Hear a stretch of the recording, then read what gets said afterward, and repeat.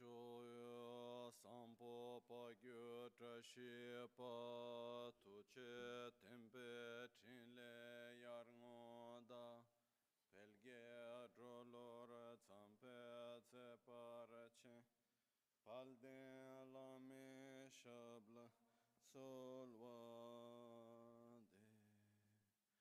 Oma Guru Vajradhara Sumatimo Nishasane Uta Vardani Shri Bhadra Varsa Manya Sarva Siddhi Hum Oma Guru Vajradhara Sumatimo Nishas Uta Vardani Shri Bhadra Varsa Manya Sarva Siddhi Hum Oma Guru Vajradhara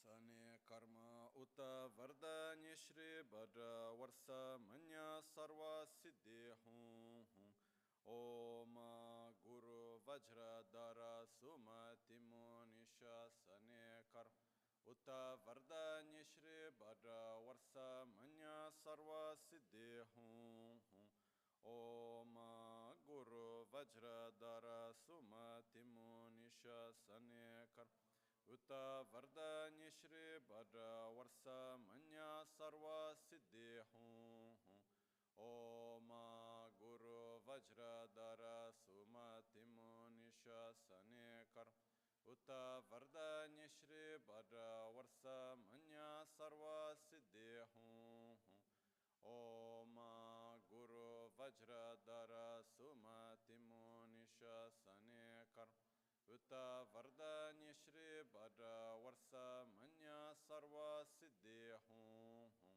Oma Guru Vajradhara Sumatimo Nishasan Uta Vardanya Shri Bhadra Varsa Manya Sarva Siddhi Hum Oma Guru Vajradhara Sumatimo Nishasane Karma Uta Vardanya Shri Bhadra Varsa Manya Sarva Siddhi Hum Oma Guru Vajradhara Sumatimo Nishasane Karma Uta Vardanya Shri Bhadra Varsa Manya Sarva Siddhi Hum Oma Guru Vajradhara Sumatimo Nishasane Karma Uta Vardanya Shri Bhadra Varsa Manya Sarva Siddhi Hum Oma Guru Vajradhara Sumatimo Nishasane Karma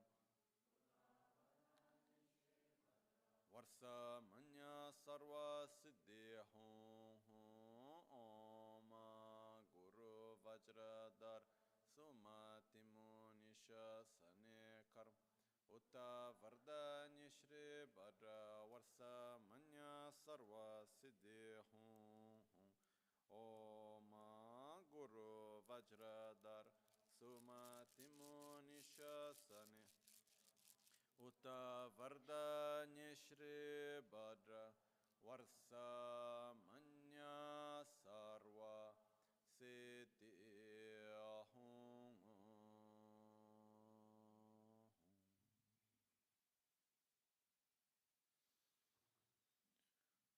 Dagi Jetsun Lama Tuje Che Nyamda Dala Tuje Sikso So Gebe Shesan Dala Tendo So Uyon Sungi Nawa Tsedo So Seji Ningne Solwa Debe Tse Dechen Korlo Visu Lekshune Yila Sambe Deden Malupa Geme Lungi Drubra Jingelo Soni Sodan Dikdun Shakpe Tse Dungi Namke Yinsu Lekshune Labchen Tsoni Yonso Tsopa Dan Chera Nidun Chamra Jingelo Chancho Pargi Ninsen Tukun Tu Nyu Peme Siudru Lekshune Chancho Drube Gegen Kunshi Shi Tungen Dela Drubra Jingelo Dagi Lona Chola Chokpa Dan Chemin Samjur Ngemba Shiwa Dan Chedan Tumbe Deden Malupa Beme Lungi Drubra Jingelo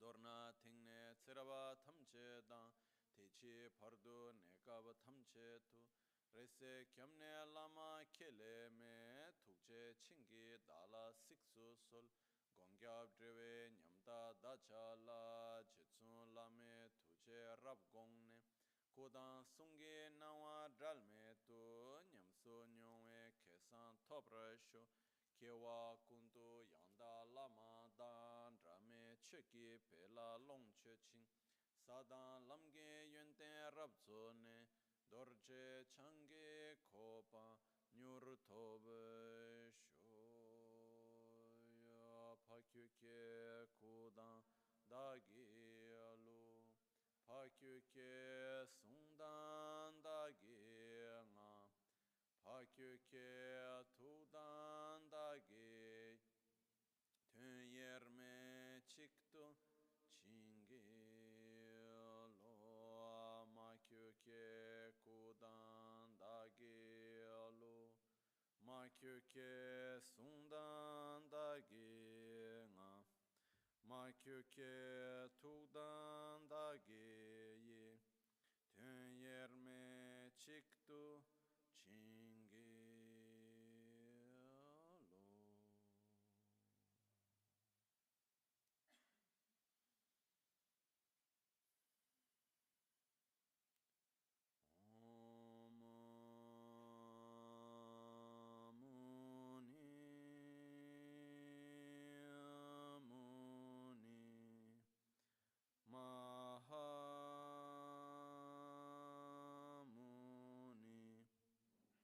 Shakya Munye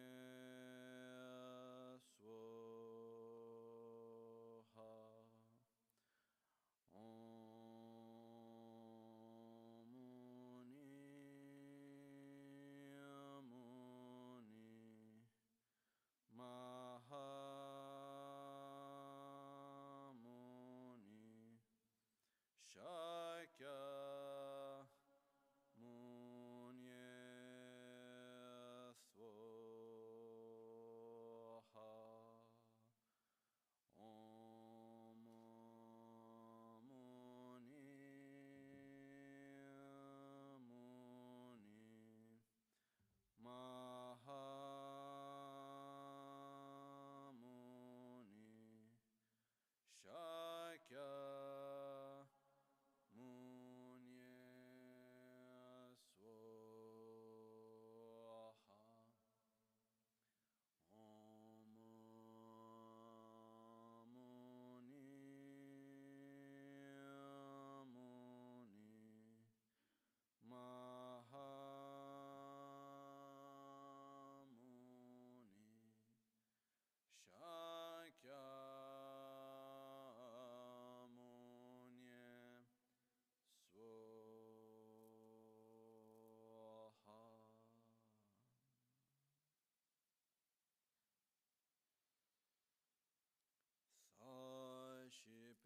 Shipeki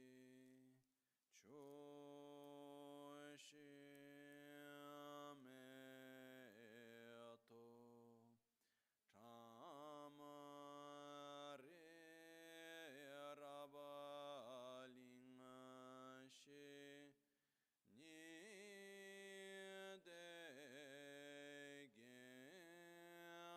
Nidegempadi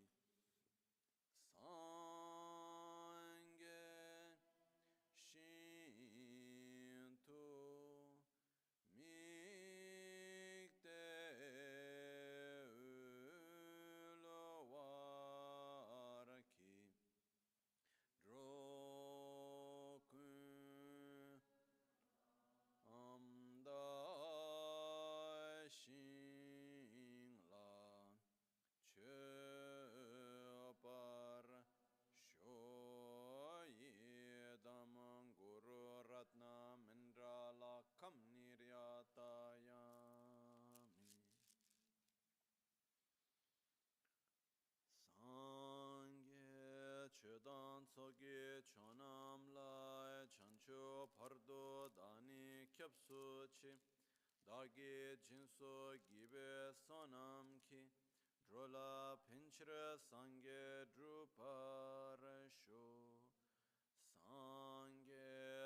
chodan soge chonam la jancho pardo dani kyapsu chi dagi jinso gibe sonam ki drola pinchira sange drupar shu sange chodan soge chonam la jancho pardo dani kyapsu chi dagi jinso gibe sonam ki drola pinchira sange druparasho. In the Buddha, Dharma, and Sangha, I take refuge until enlightenment. With the practice of generosity and the other perfections, may I obtain Buddhahood for the benefit of all sentient beings. In the Buddha, Dharma, and Sangha, I take refuge until enlightenment. Through the practice of generosity and the other perfections, may I attain Buddhahood for the benefit of all sentient beings.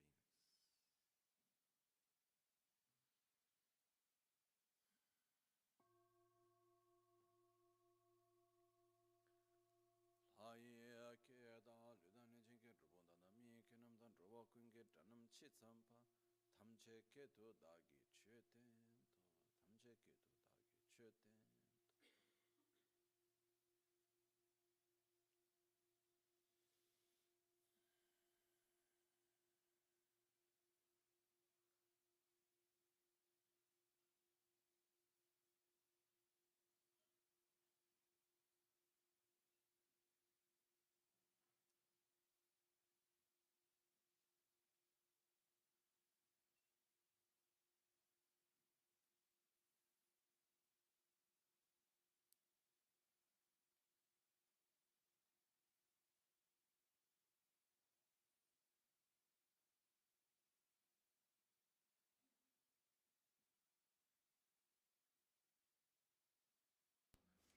Buongiorno. Good morning.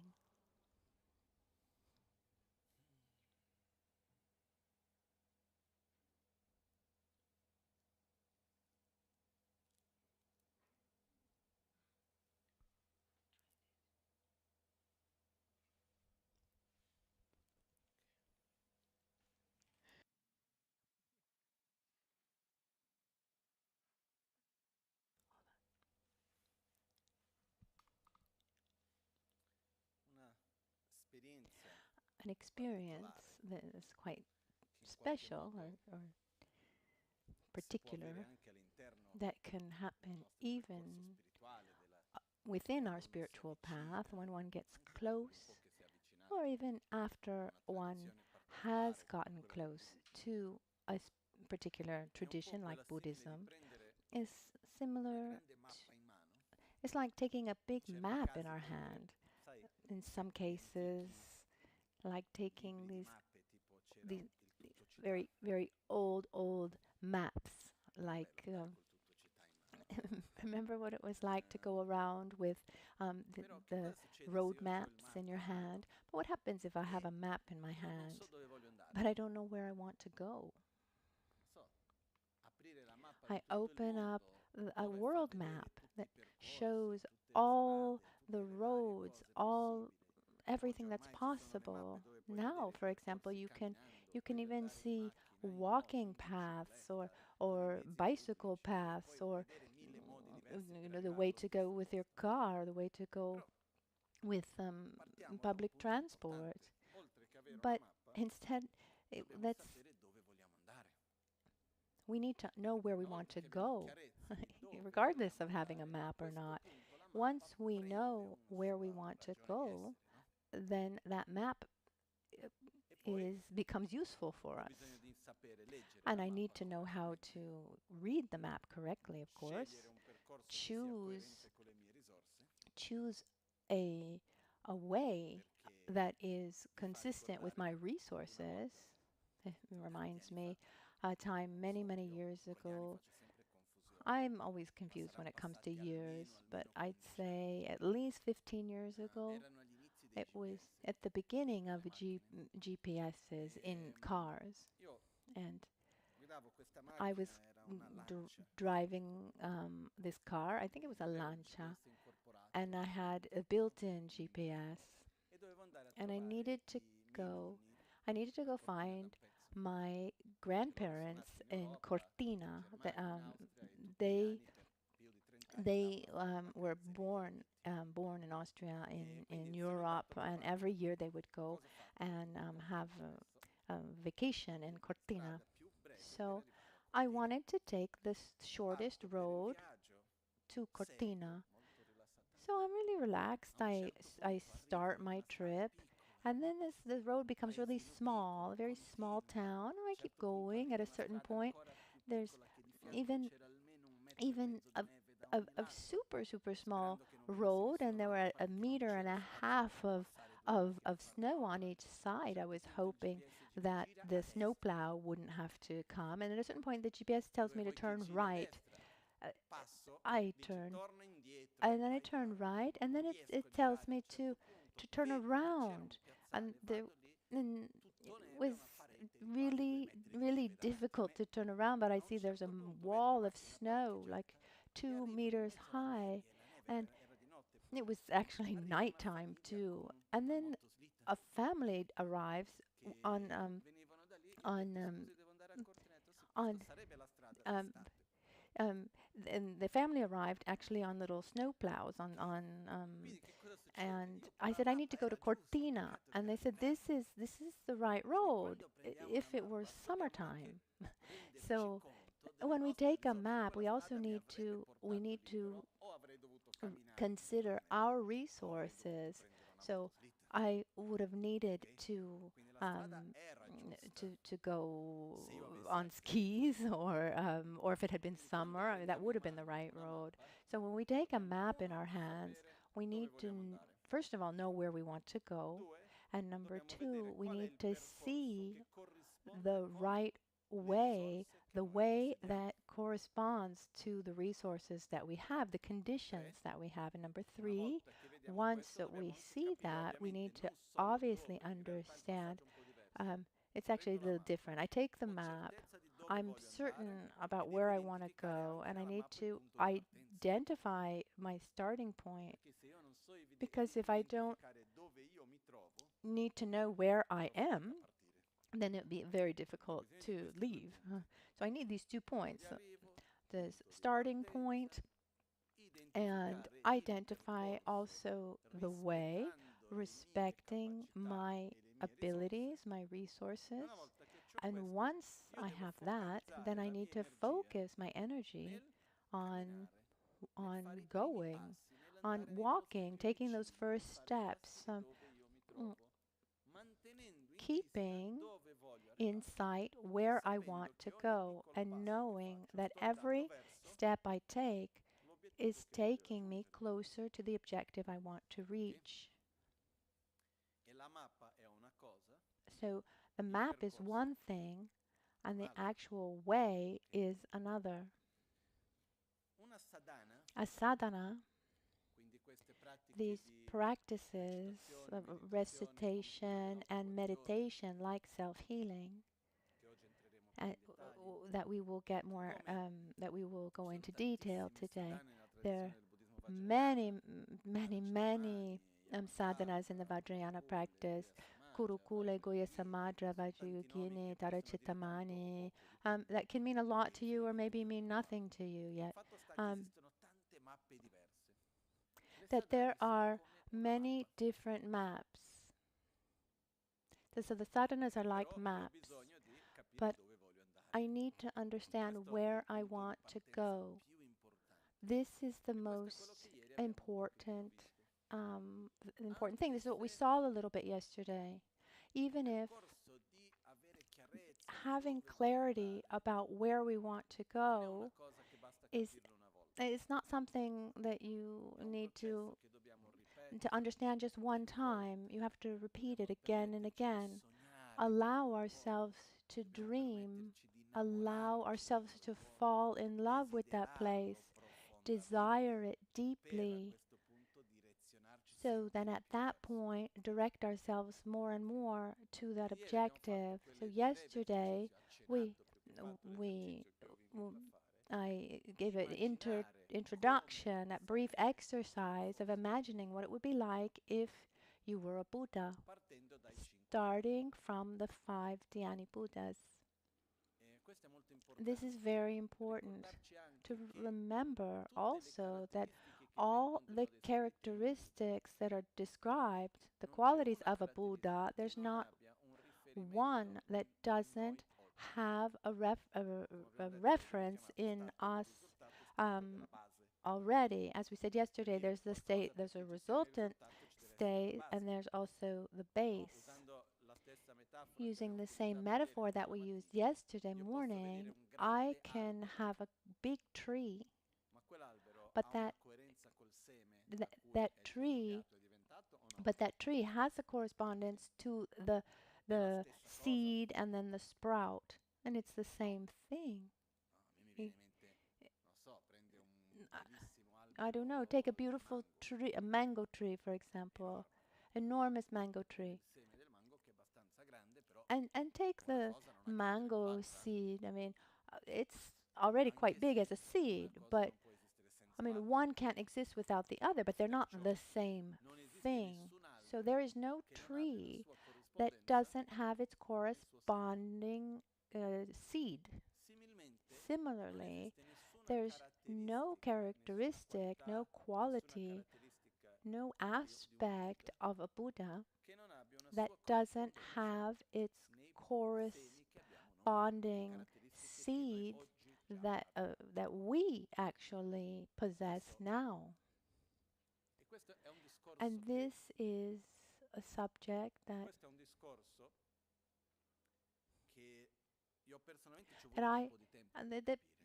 personally it took me a while to understand, because when we go in, we really look at the qualities of the Buddha, sometimes it seems very far from our reality, his or her qualities. And when I saw this, it really opened up a new perspective.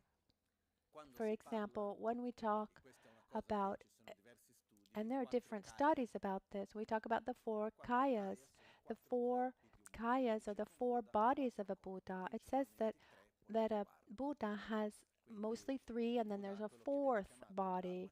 There's the Dharmakaya, the Sambhogakaya, the Nirmanakaya. Then mostly we talk about these 3 kayas, bodies, to simplify also a little bit.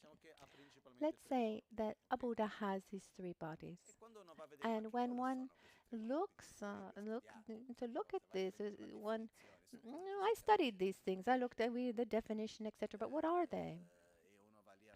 One goes to check to see more. What are the characteristics of each of these bodies? One day I looked and I said, it's incredible how often the answer is much closer than what we think. So I went to see what the correspondence was in me. I mean, how many bodies do we have? 3. 3 plus 1. We have a coarse body, a gross body, a subtle body, and a very subtle body. And that 4th body, we can say, is the absence of intrinsic existence of these 3 bodies. So we have 3 bodies, gross, subtle, and very subtle. And as a consequence, when one reaches enlightenment, how many bodies does one have? 3 bodies, coarse, subtle, and very subtle. And they are given these, these fancy names. Let's say Dharmakaya is the very subtle body, the very subtle body and mind of a Buddha, because body and mind are inseparable on all levels. So the very subtle mind and body of a Buddha is called Dharmakaya. The subtle mind and body of a Buddha is called Sambhogakaya, and the body and mind, the coarse body and mind of a Buddha is called the Nirmanakaya. So today I have 3 bodies, and as I go along and I develop myself spiritually, how many will I have? 3. For this reason, when we understand better that there is this correspondence, it shows us that it's something that we can reach. And it is something it's very, very important to allow ourselves to imagine how we would be if we were a Buddha. To allow ourselves to imagine, to dream, to experience. And this is part of the exercise within the practice of self-healing. Is one of the fundamental parts of the practice. The more I allow myself to dream, to imagine, imagine being a Buddha, the more I fall in love with that state and develop attraction to that state. When I take the map in my hands, I know where I'm going. I mean, it can happen that I take a meditation practice like self-healing or many others, and my objective is to relax, or I want to diminish my anxiety, or I want to cure myself from something, or I have problems at home, for example. It can happen, right? It's like I have the map, and it really, I mean, it's very important to understand where we want to go. And one thing doesn't necessarily exclude something else. So, l'obiettivo principale è quello di sviluppare le nostre qualità al loro massimo potenziale, in modo di poter aiutare gli altri a fare lo stesso. Una volta che ho questo obiettivo, prendo la mappa.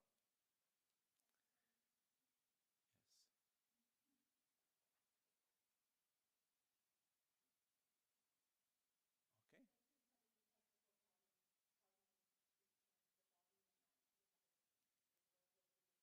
Ok, shall I help you from here? È un piccolo problema tecnico della traduzione. Io ho sempre detto che quelli che devono essere più grati per la traduzione non è chi parla inglese, è chi parla italiano. Perché il fatto che io possa parlare in una sola lingua è perché c'è di là in questo momento Ara che sta traducendo, no? Caso contrario, torniamo a come si faceva una volta, che io dovevo fare l'autotraduzione, che poi per me è una bella differenza, perché devo dire la verità, mi stanco veramente molto molto meno. Vediamo qua.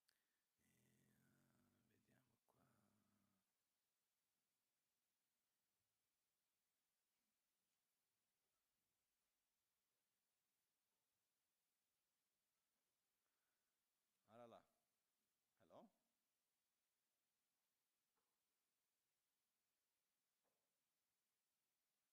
Ara? No, non mi sente.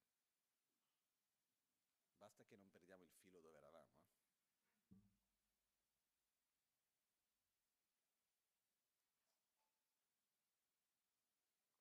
Can you listen to me? It's okay now? Ok, sembra che siamo a posto. Okay, sorry, some technical problems. So, questo è un pericolo che esiste anche, this is a Abbiamo una danger. mappa, I mean, here we have a map. sappiamo dove vogliamo We know andare, where we want to go. strada facendo But c'è la as we go, we get distracted. E certe volte uno And continua a camminare, sometimes people keep going, keep walking, but they don't know. They've forgotten where they want to go. Per questo che è So anche molto it's importante also really important ogni giorno che every riprendiamo il viaggio day ricordarci dove voglio andare.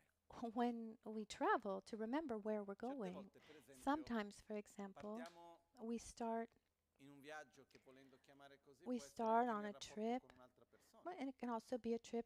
It could be the relationship we have Man with mano someone che else. camminiamo con quella persona, And può arrivare un as momento we're che ci dimentichiamo il perché siamo insieme. maybe as we're walking together, we forget why we're together. Può succedere Can mentre happen. apprendiamo un certo Or percorso, a un as certo punto, we non lo so, start going somewhere, we forget why we're doing what we're doing. I mean, we get easily distracted. And when there's something that takes us off of our path, traditionally it's called an interference. An interference means something that actually interferes into the path. It doesn't allow us to continue on that path that we've chosen. There are situations, external interferences, some inner interferences, fear, anxiety, or any kind of inner state of being that interferes with our path. And then there are secret interferences, things that appear as if they're positive, but they don't allow us to follow or continue that path that we had chosen. It's important to understand that there will always be interferences, but the key is knowing, recognizing interferences as interferences and not something just to follow. It's very important. Often we become taken by interferences. They block us. We get overwhelmed by interferences. We let an interference take up all of our space, and an interference can take us away from our path. Instead, an interference is something to overcome. It's something to eliminate, something to stop nourishing. When you see an interference as an interference, you don't nourish it. It's something to eliminate. And then you go on back on your path. We can give many examples, but I don't want to. I don't want to take too long. So we know where we want to go. We have our map. Our map. It's important that the map is done well, done by someone who has already taken that road.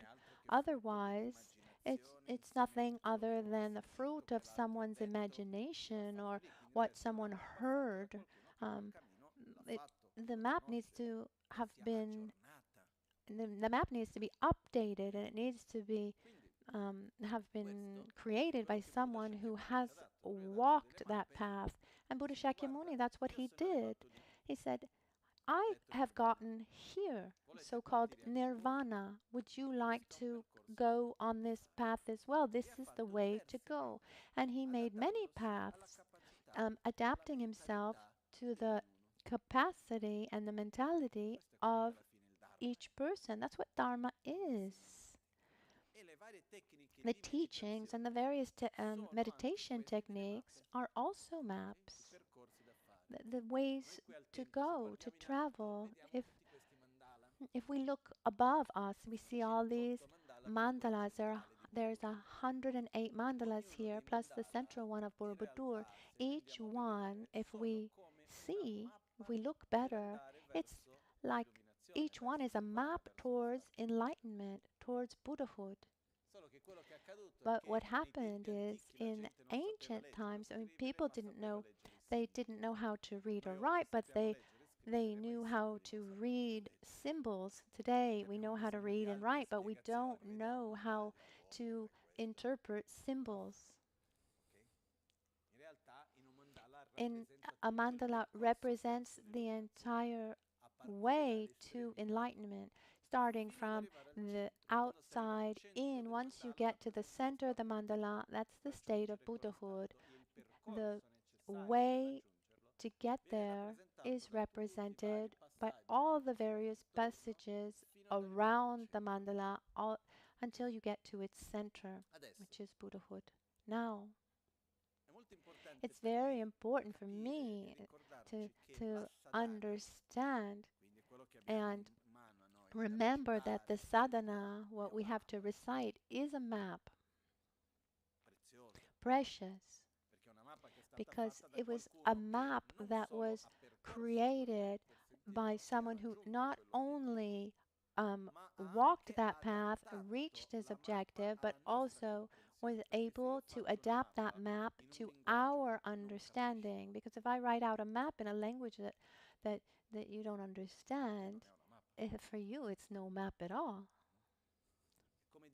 It's like saying, and now I'm going to explain everything to you.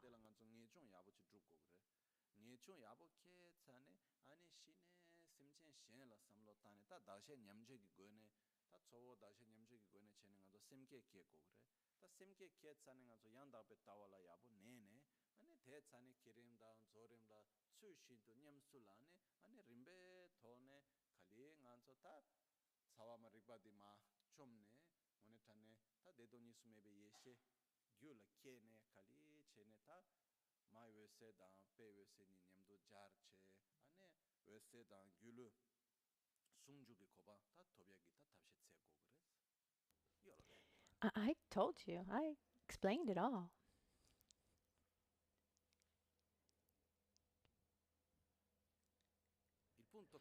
What's the point here? A map needs to be adapted to our language. I need to be able to understand it. And we have this good luck that we have a map that was done by someone who walked that path, a complete map that shows all the steps, all the parts, and that arrived to us through an uninterrupted lineage. And not only, it is also adapted to our language and our abilities. It requires an explanation because there are different aspects that without an explanation it becomes difficult to understand. But we have also this ability to have access to the commentaries. But remember, the map is a map and it's not the actual path. So I need to use the map to follow the path, to walk. I use the map to go on my way. And once I've reached my objective, I don't need my map anymore. Now, along our path, the practice of self-healing, like all others, and here you can see there's something important here. The symbolism. You see, all the mandalas here, they start from our central mandala of the 5 Dhyani Buddhas. This represents the idea that all practices, all systems, if you were to summarize them, they can be summarized in the 5 Dhyani Buddhas. And that's why Lama Ganchen called the mandala of Borobudur the ocean of mandalas, Kilkor Gyatso.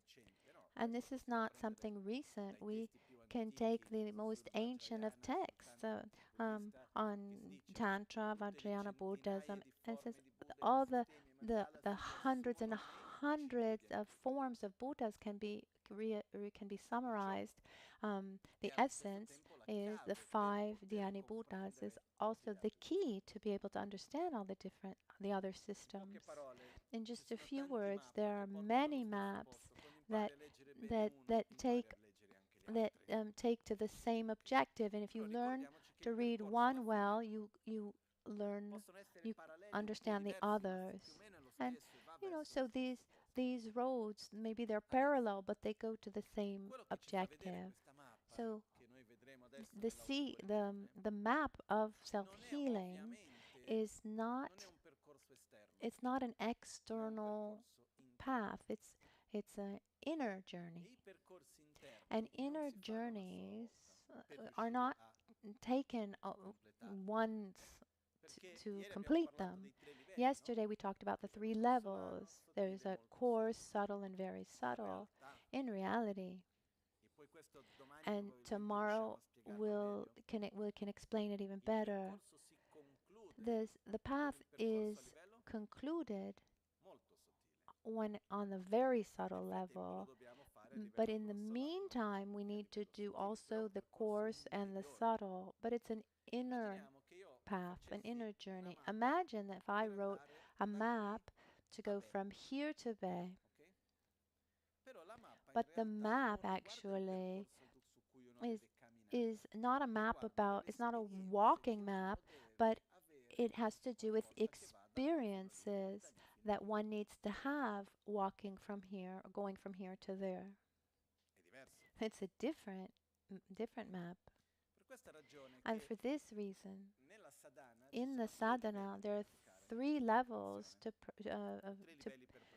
three levels of practice. One that exists at the service of other, and to actually walk the actual path is inner journey, because this path is a path to generate certain states of consciousness. That's the real path, transforming our mind and body. This is the journey that we're on. The map, to help us, there are three different levels that we can follow. The first level has to do with what to recite. There's a part of recitation. In the sadhana, we see what we should recite, how we should recite it, how to make the gestures, the so-called mudras, on a very practical level, superficial level, how the practice is. And then we can also look at the meaning of these words. And that would be like learning to read the map. And then there's a second level. The second level is what we should visualize. Because the words we say have a function, an energetic function, and they direct the mind. Because let's remember that sound and vibration, vibration is energy. Mantras have their whole science behind them, where every sound is connected to a particular element. I studied very superficially all of this. Every sound is connected to a specific element, and then there's a relationship among the elements, a relationship that generates increase, pacification, can generate a kind of tension, depending on the relationship that exists among the elements. And when you compose a word in Sanskrit, and then in Tibetan is similar, but mostly in Sanskrit it's said that the words are mostly, they not only represent a meaning, but words should also have an energetic component and a relationship among sounds that generates a certain energy that is consistent with the meaning of the word.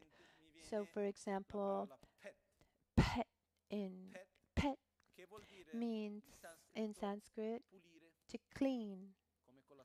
Like we do with a broom, we eliminate the dirt, we clean. And it's a word that has a kind of energy of opposition. And that's why in mantras, these wrathful mantras that are stronger, that we have that energy of opposition, we use the sound pet, which has this characteristic. So beyond its meaning that is attributed to the sound also has an energetic component that shows that the relationship among the sounds actually corresponds to an energy. This science in Tibetan is called Dradrup, and very few people actually know this well. At some point along my path, I asked my master if I could learn more, and he said, no, this is too complicated. It's better to meditate on bodhicitta. I was able to study a little bit, but very, very superficially. First, you need to study Sanskrit grammar from Tibetan to see how it's all composed. It's quite complex and not well known, not known by so many. So these mantras were created with this awareness. So when we recite, there's a part of the recitation that has to do with an energetic aspect. There's a part of the recitation that has to do with with a deeper meaning. And here I try to put into simple words is the fact that one word, when it's used by many people for a long time, using a specific meaning, it's almost as if it brings with it that meaning. There's a more modern concept that I don't know deeply. Maybe if someone likes to look into it, it's called the morphogenetic field. It's a theory that says it's based on many studies. The scientist is Rupert Sheldrake, but there are others who've looked at it. And one of the things they say is that the more a word is used by more people for a longer period, the more that word, the more the easier it becomes for others to understand that word and that meaning. So it's not only the value that I attribute to a sound, a word, but there is something called the so-called morphogenetic field, as if things have a kind of immaterial reality that can uphold it. For example, if the point is, when we take a mantra, a prayer that it has been recited for hundreds and hundreds of years with a specific intention, it's said that reciting those words help us connect with those states of consciousness more easily.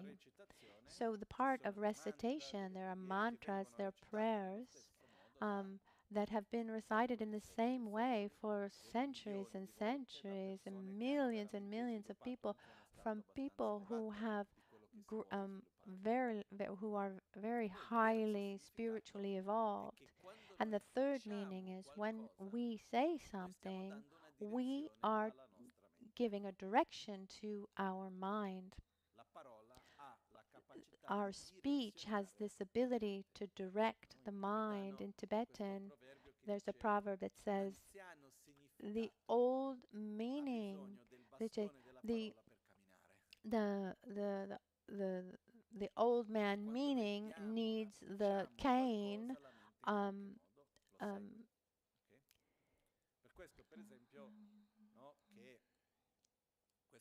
Sorry. This is not something specific to Buddhism. There are many studies. There are many studies that say don't say what you don't think, because the more often you repeat something, even if just as a joke, that you're giving yourself that message. So our speech has a great power. So, and recitation directs our mind.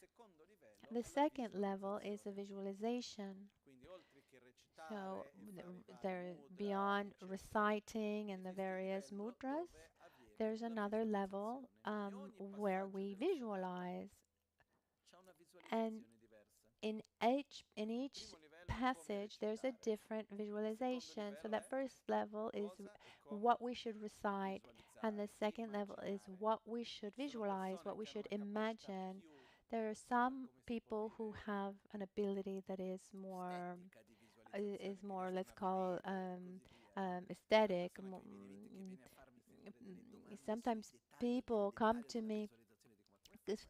People come to me with incredibly detailed questions, details about visualizations, and I think, how are you able to visualize so much? And then there's some people who are not very visual. So it's more of an imagining and a feeling. But that second level is, what should we imagine? What should we visualize? That third level, which is the level we want to reach, which normally is not explained. One gets there as the conclusion, let's say. But I see, it's important for me to share my understanding of this third level, because sometimes we just need to cut it short. And that third level is, what is the state of consciousness that one should develop?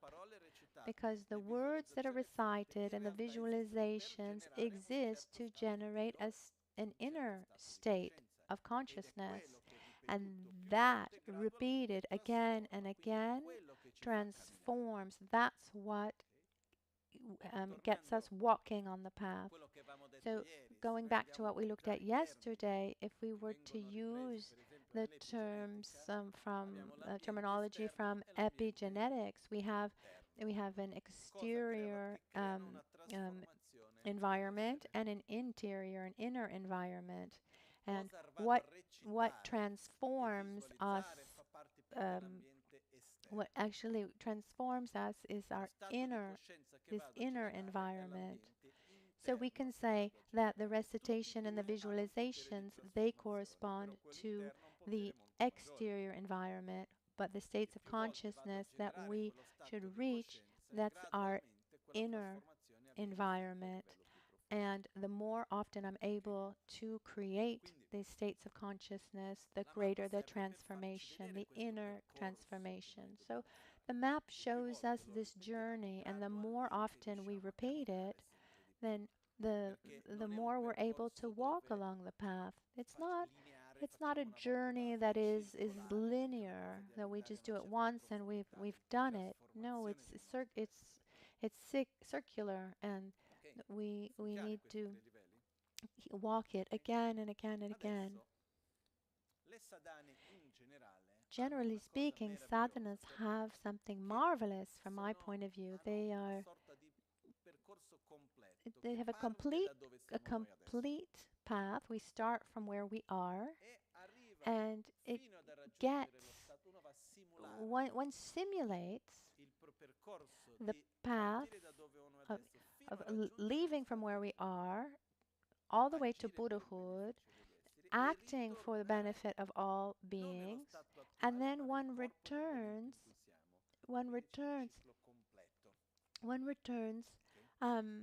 and makes a complete passage where we come back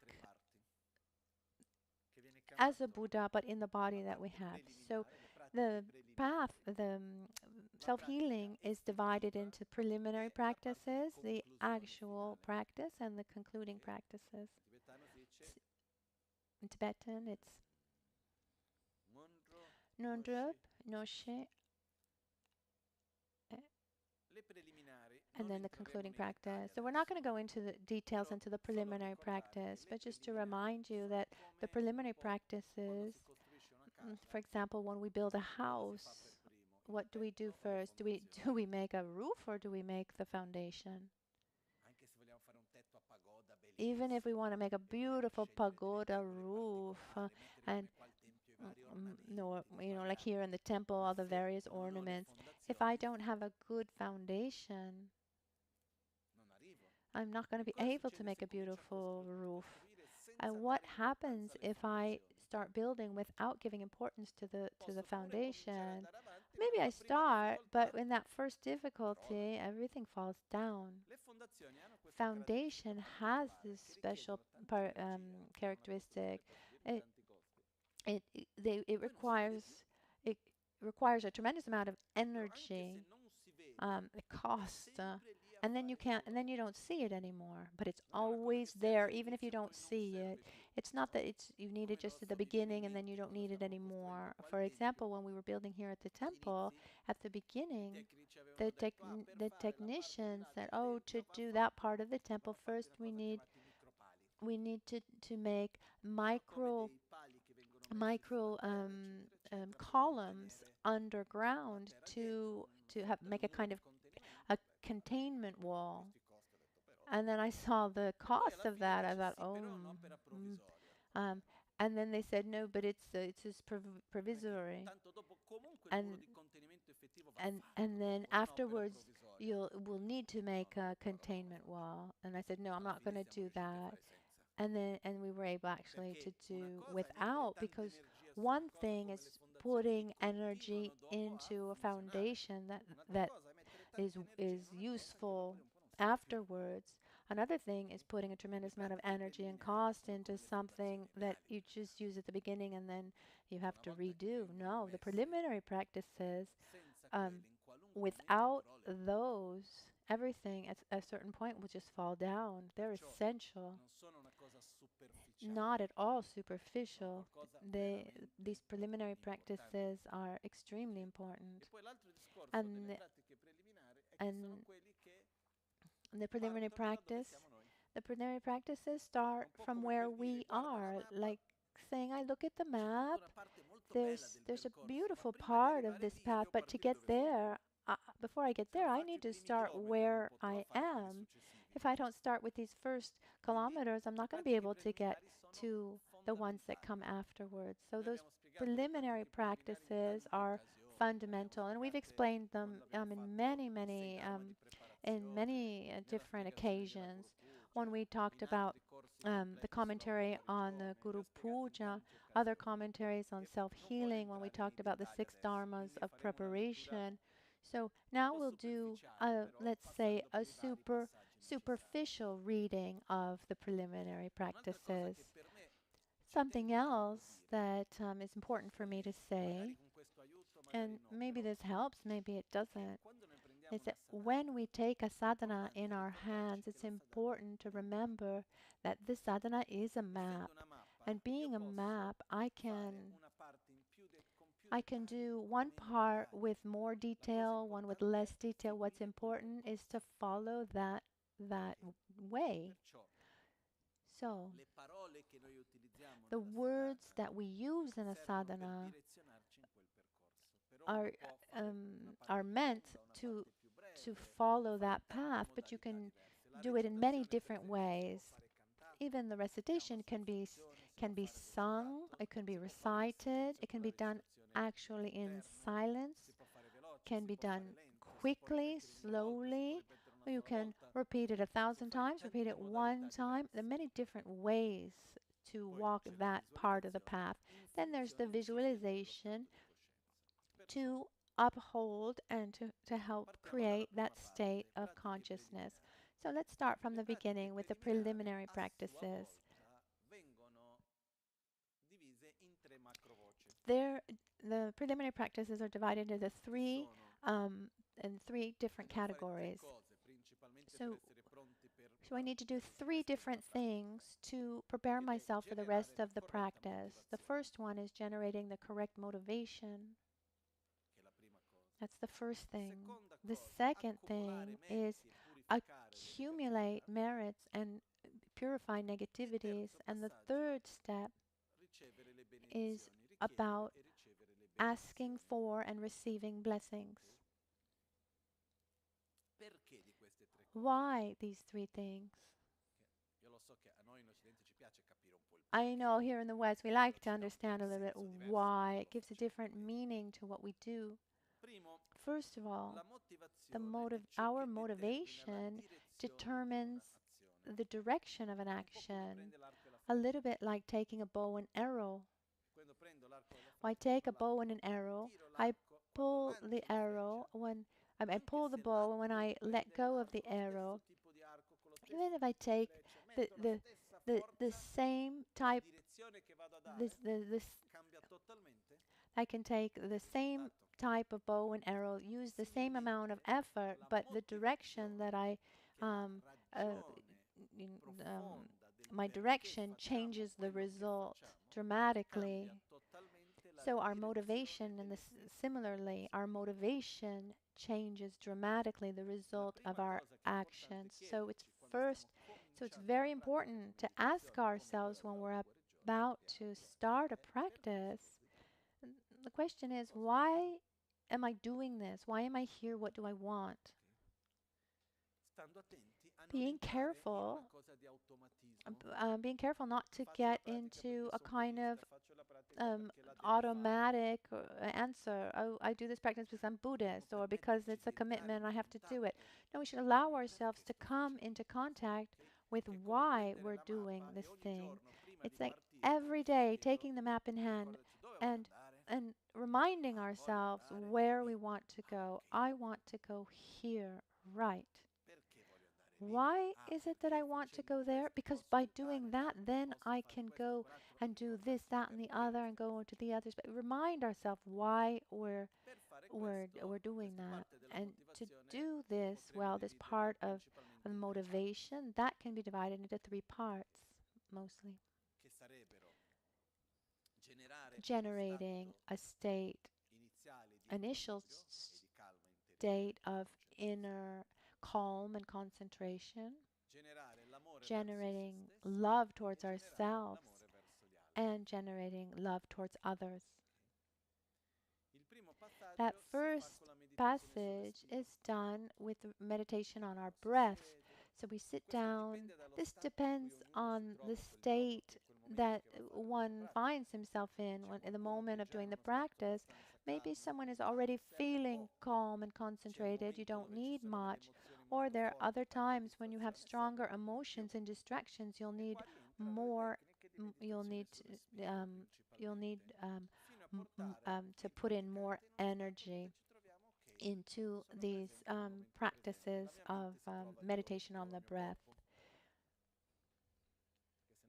Because the danger is we start reciting Sangye Chodan Soge Chonamla and then thinking, oh, what's for lunch? And one is not present there. Instead, it's really important. It said that our mind needs to be present where our body is. So we start with our meditation on our breath, and there are different techniques that we're not going to go into detail. I'm really trying to hold back. Otherwise, if we start going into details on certain things, we'll not be able to see what we want to do. We're just we're doing a little bit of an overview. I'm going to look at this map, an overview of the map from beginning to end. So at the beginning, it's important to generate this state of calm. It's very important. Sometimes I see that people are about to begin they're really ready to start the practice of self-healing once they've finished it, because they get there to start practicing and they're agitated and their mind is full, and towards the end of the practice, then they're really ready to start practicing. So it's important to start before with meditation on our breath, diminishing external stimuli, creating more silence so that we're able to concentrate. Obviously, it's a question of familiarity. The more, the greater one's concentration, level of concentration, ability to concentrate, the less time it will take. And this is quite personal. When we do the practice in group, everyone has his own time, so emphasis isn't really given to this aspect, this part. Then we generate love towards ourselves, which is done through the taking of refuge. And quickly, I'd like to add that one of the keys to generate the states of consciousness is to reflect even quickly on the four noble truths by asking ourselves 4 questions. What do I want to avoid? What is suffering? Why do I suffer? What do I want to reach? What is happiness to me? And what should I do to not suffer? Ideally, in that first question, we should be able to see the all-permeating suffering as suffering.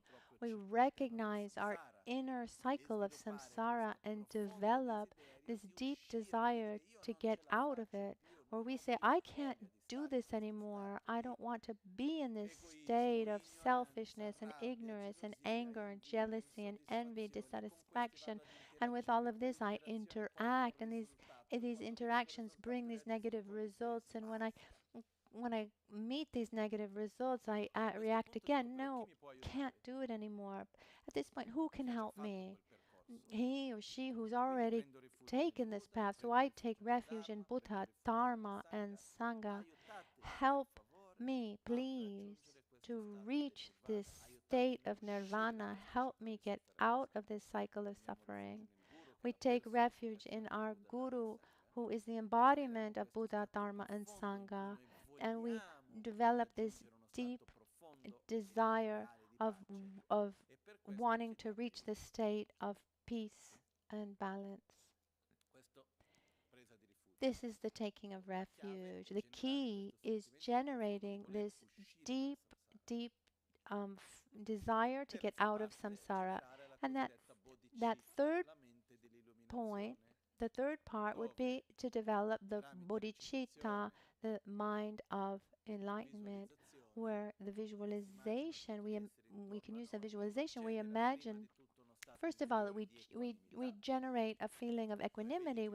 We imagine all beings around us, and we realize that there's no difference between us and others, and gradually allow ourselves to get beyond our sense of self-gratification. We allow ourselves to see others beyond ourselves, and we expand the love that we have for ourselves to others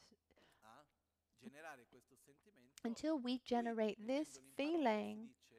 We're putting it in words. We can by looking at the other beings around us, we can say, your happiness is as important to me as my own. Your suffering is as important to me as my own, and I'll do everything possible to make sure that you are happy and that you avoid suffering. And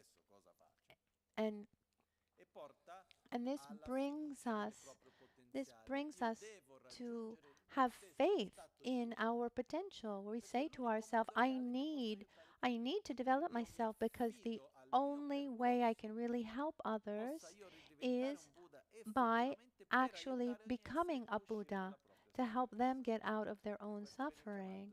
And this is what we call the generation of bodhicitta. And with this inner state, we do the conclusion, which is the actual generation of the motivation, where we unite we unite our love for ourselves, our love for others, with the practice we're going to do. And the text of the Guru Puja, this is very, very clear. I mean, if we look at the translation, there's the verse at the beginning.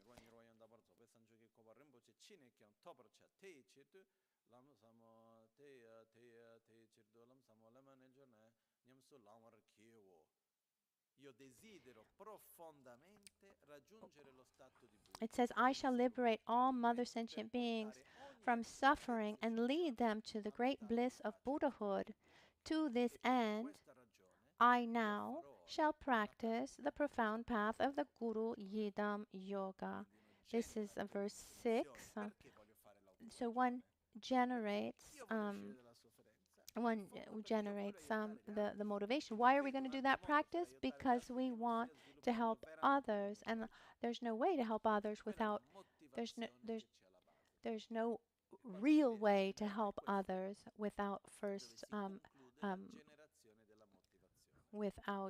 perfecting our own qualities. And so that's when we conclude our motivation, and obviously that can adapt it also to self-healing. When after this, and then there's also all the visualizations. I've explained this in many other times, so I'm going quite quickly. After this, there's the second part of the preliminary practice about the accumulation of merits and and the purification of negative karma. Yesterday we touched on this. It's not possible to experience results that we have not created the causes for. Sorry. Are you following?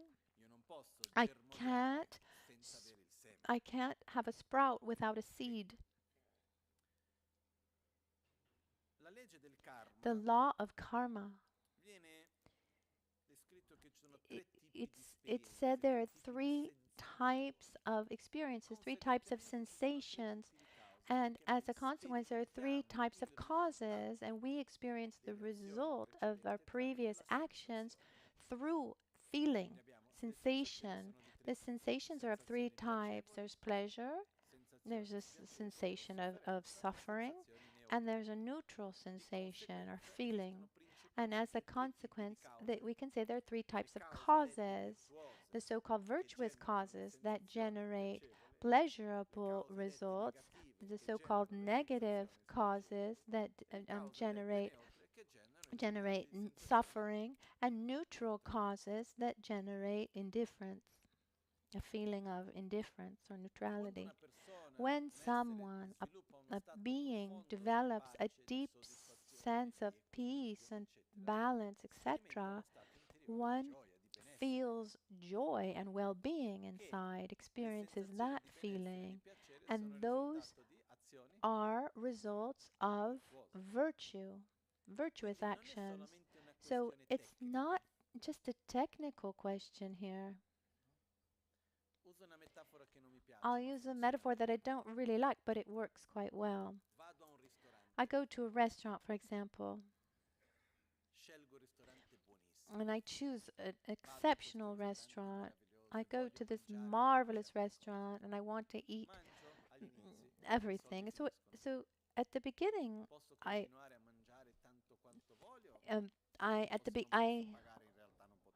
what I eat at the beginning is basically, it uses up all my money. So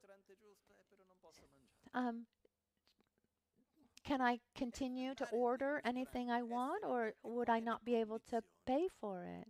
So let's say that the restaurant are like the conditions. I know the menu, I know what I should order, I'm there, but if I don't have the causes that allow me to experience that, then I'm not going to be able to order anything. There's nothing there for me to eat.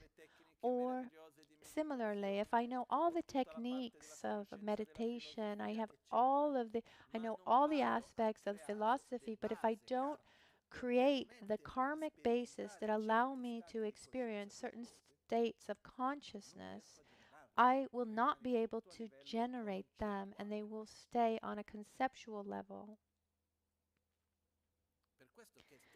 And that's why it's extremely important at the beginning to generate the necessary causes to help us uphold our own spiritual path, support our own spiritual path.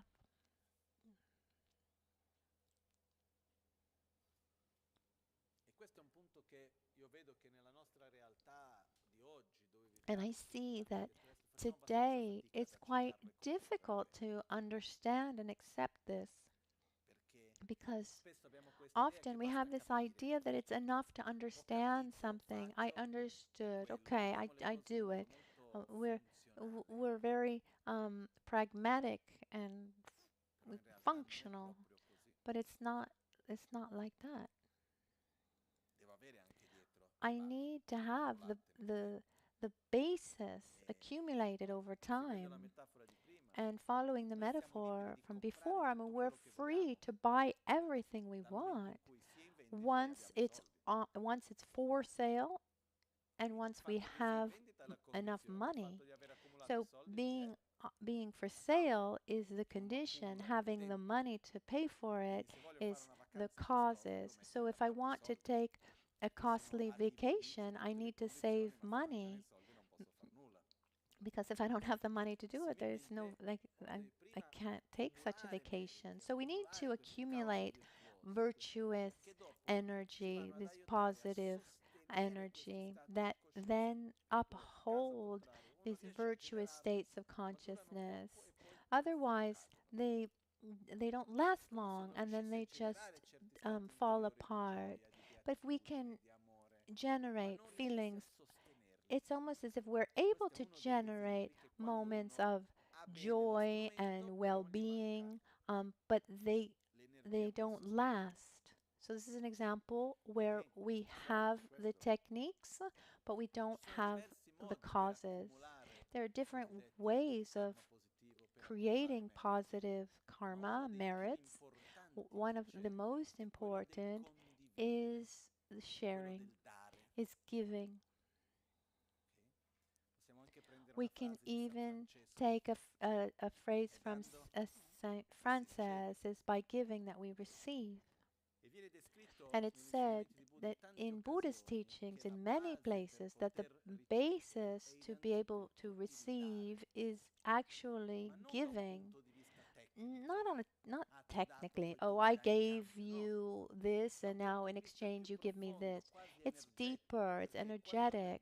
When we give something, when we share something, we're generating this necessary energy to then be able to receive. Not receive materially at the same way, but to receive well-being, to in this sharing, in this giving. Even there, when Buddha talked about the path to enlightenment, he divided into, after having fallen in love with enlightenment and secured one's motivation for the benefit of others, is described like taking the map and really saying, I want to go there. And the path has two levels, Doan and Droayi. This is the, as it's said in the Bodhisattva Charavattara, it's wanting to go and actually going. One thing is saying, I really want to take this trip. I want to go, and I spend my days planning this trip, but I never leave my house. So maybe I even take virtual trips, but I never leave my house.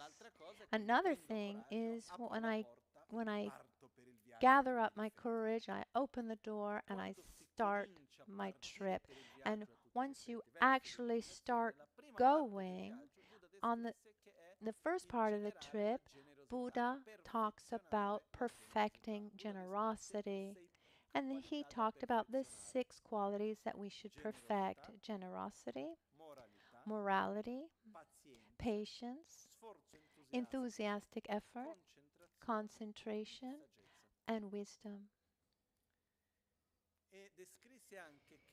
And he said also that generosity is the first because it's that what it gives us the resources to develop the resources that we need to develop what is to come after. It's what gives us the energy, the necessary energy to then develop the rest of the path, what we need for the rest of the path.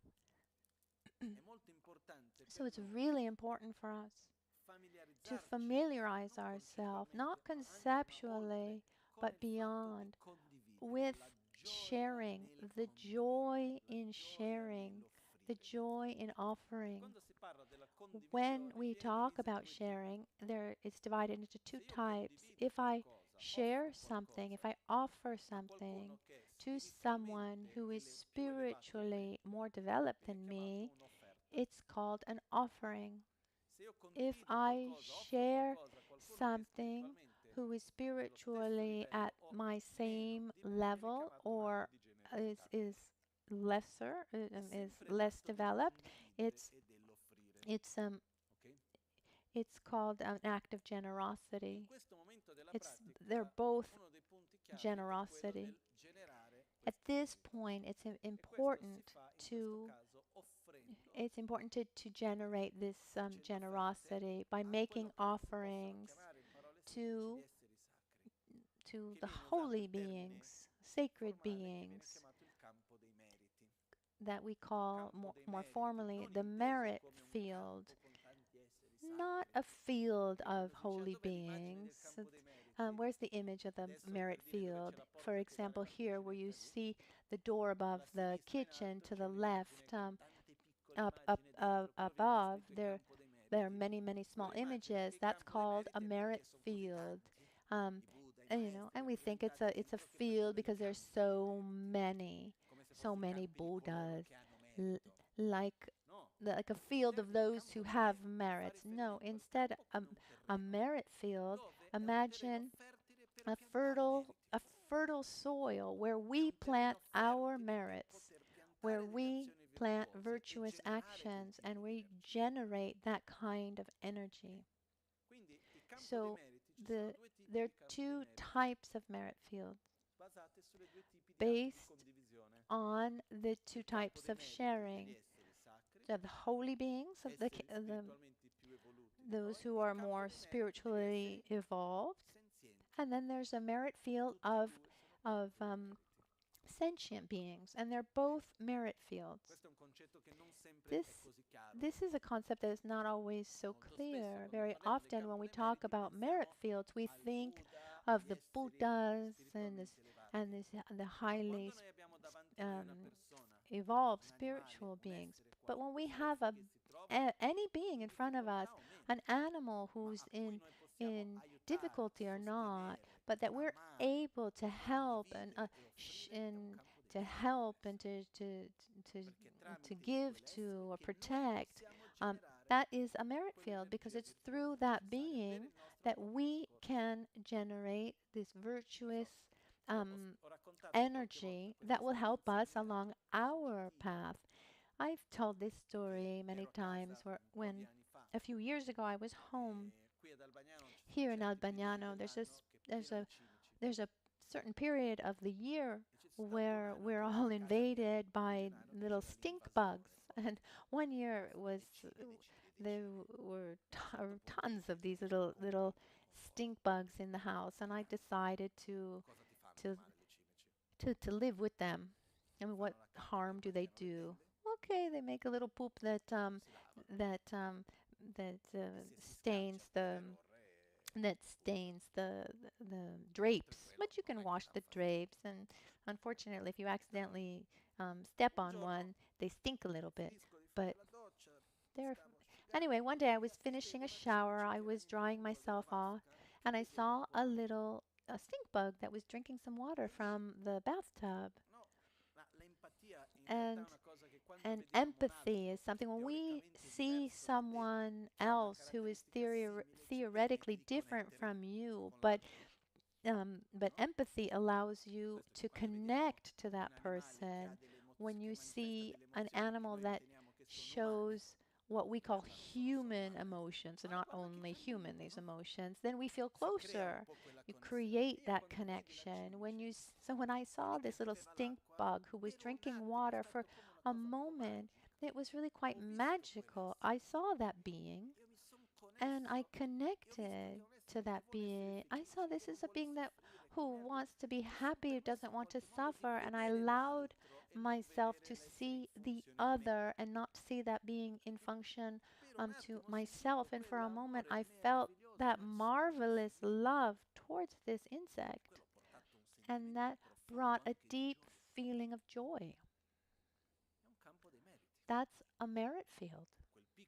That small insect allowed me to come into contact with the most beautiful part of my being, something that I wouldn't have been able to do had that being not been there.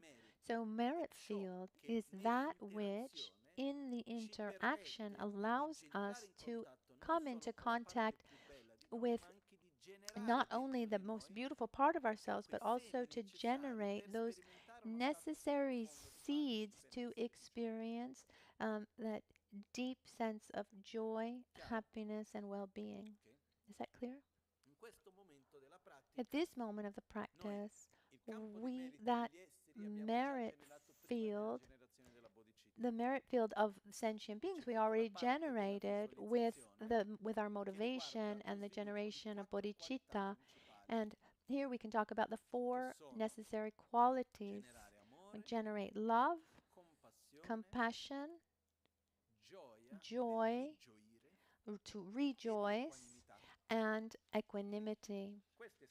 These are 4 qualities that are essential, vital to our path. And these 4 qualities along the path in the preliminary practice, we train in them by using a visualization. And we repeat it also again further along in the practice. Something beautiful about the visualizations, there are certain visualizations that, whether one is aware or not, it generates an inner state of being. So, just taking one step backwards, once we have generated bodhicitta, we have visualized all the beings around. And I'm trying not to go into details, but it's so beautiful, I can't hold back. In the generation of bodhicitta, when we recite Sangye Chodan Sugye Chonamla, in Buddha Dharma and Sangha, I take refuge into enlightenment through the practice of generosity and the other perfections. May I achieve Buddhahood for the benefit of all beings. And then after we recite the 7 limitless meditations, may all beings have happiness as causes, may all beings be free from suffering its causes, never be separated from the great happiness beyond misery, dwell in equanimity.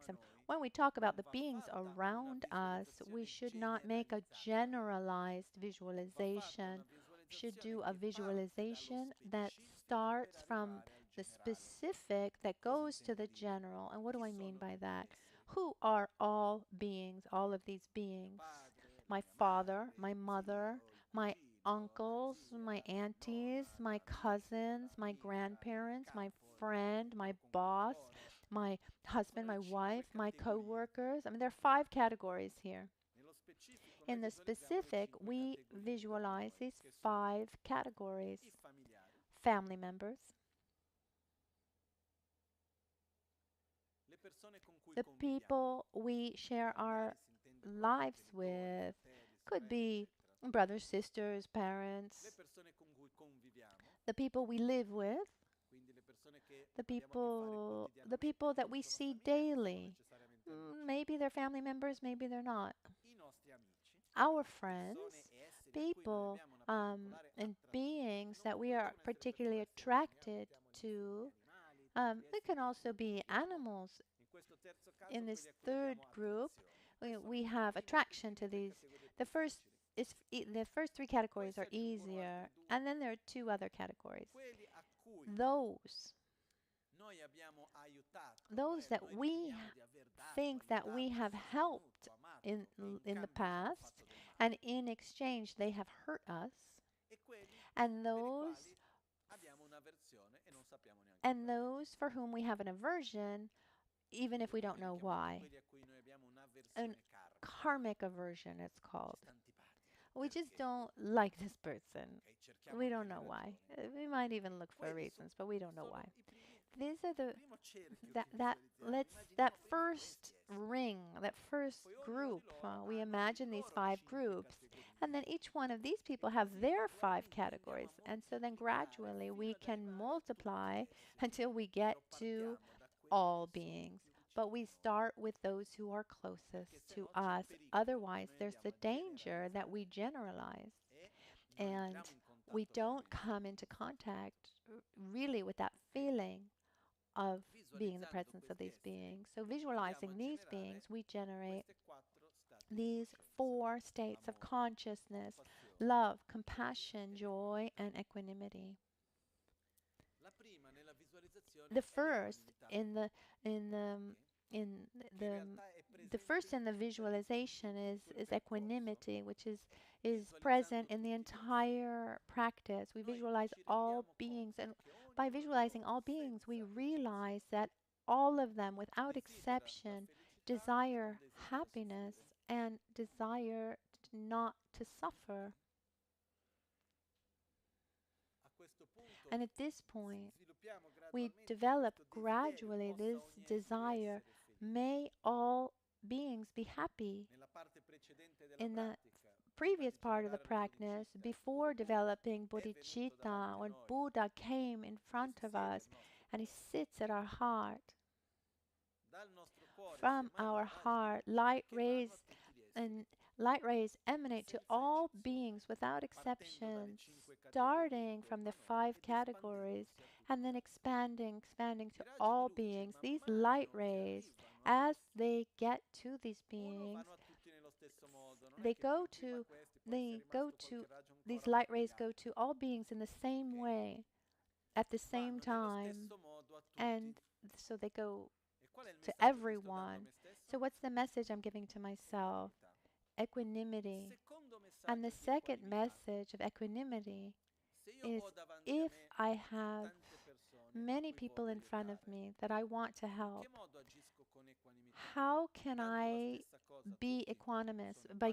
By giving the same thing to everyone? Does that make me equanimous? Or do I try to understand what each one needs and I adapt myself to their needs with the same motivation of wanting them to be happy? So these light rays transform into what each one needs. So we practice the 4 types of generosity. So these light rays and nectars transform into material things for those who need something material.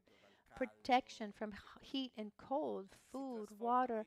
They transform into affection to those who need emotional support. Protection for those who are in danger.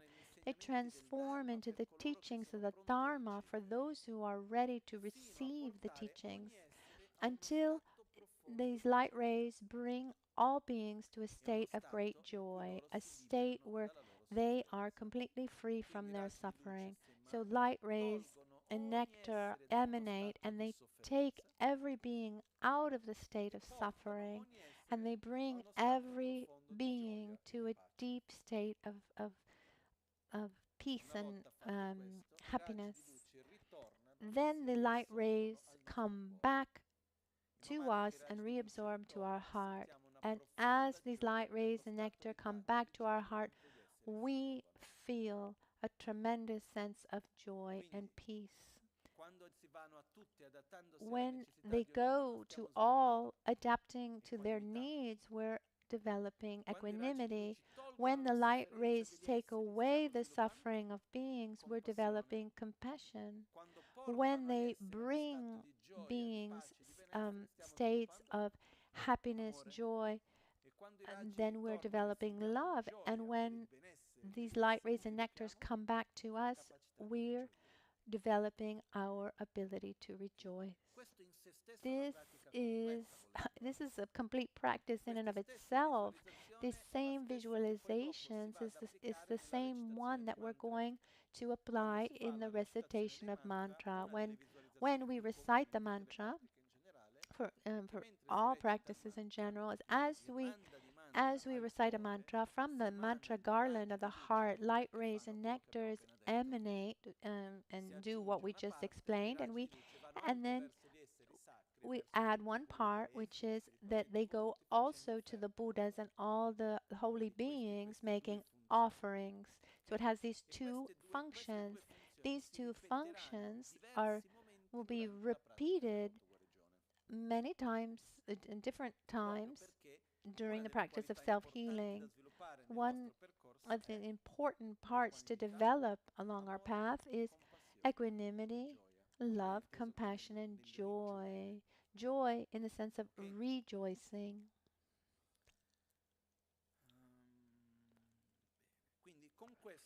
So when that first merit field, the first merit field we have are the sentient beings, and then we generate merits connecting ourselves to the holy beings. We invite them to come here to this place.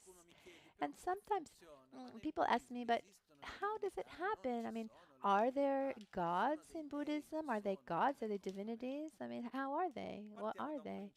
So let's start from a very simple principle. What is love? What is death? Well, it's not very hard, not complicated. The question is death the end of everything, or is it just a passage? I think it's a passage. If it's a passage, that means that something is continuing. The way that it's described is that when a being dies, that being stays in a state without a physical body, but then can take another physical body. But in that state, just after death, it doesn't have a physical body. And at that point, the communication doesn't come through through the senses, but from mind to mind. And that's why it's said that when someone close to us leaves his body, it's a wonderful opportunity to communicate with that person directly with our feelings and our thoughts. There is that space of time where one can still communicate. And when we have when and when we have when we have a gross body, the communication mind to mind exists too, and that's a whole different subject. But during this passage after death, this communication from mind to mind is clear. There's this nice story. There's I then can't remember the names, but in Tibet at one point there was a Lama who was doing a ceremony to make offerings to a local spirit. And they did this ceremony to make friends with this spirit, and they needed to offer a horse. So you make a kind of little paper mache puppet. Actually, it's not made. Sorry, made of is a little statue made of tsampa, of barley flour. And the disciple said, "Oh, what a beautiful horse you made." He was really proud of his little horse statue. And during the moment of the practice, the Lama, during the practice, the the the the Lama thought that looks more like a donkey than a horse, and then later that that later the spirit appeared through a kind of medium, and the spirit said, "Yes, from the attendant I received a beautiful horse, but from the Lama I received a really small donkey," to say that this communication from mind to mind exists. Another characteristic of a being who is without a gross body is that one can move very quickly. One can move with the speed of thought from one place to another. That's why it's said that it's really important to connect ourselves with holy places that help us connect to feelings of love and joy and gratitude. When I'm in the Bardo, for example, if I remember those places, then I'm immediately in those places. And if those places help me connect to states of consciousness, I mean, that's why we take pilgrimages and we connect with various sacred places.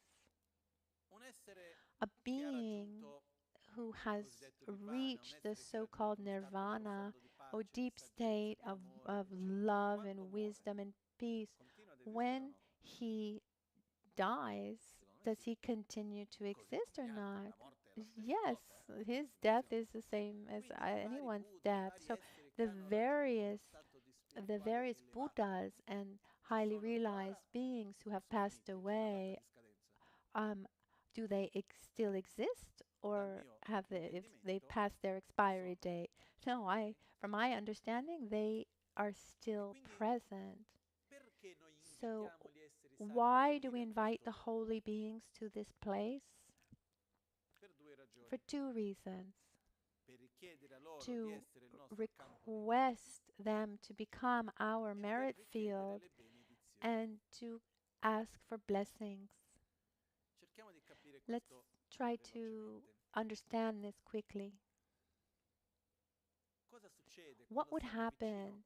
What happens when we're close to someone who is in a very negative mind, someone who has a strong feeling of anger or hatred, who's not well?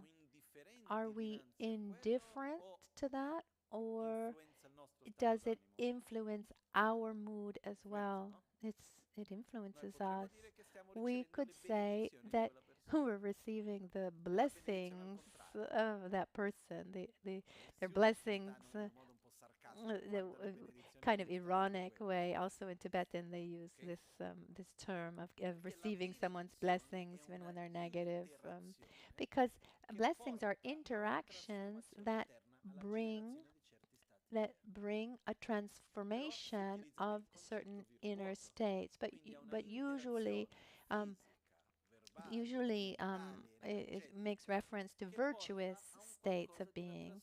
So it's something that this transformation brings brings a virtuous transformation. So being in the presence of someone who already is at a state of being that we want to reach, helps us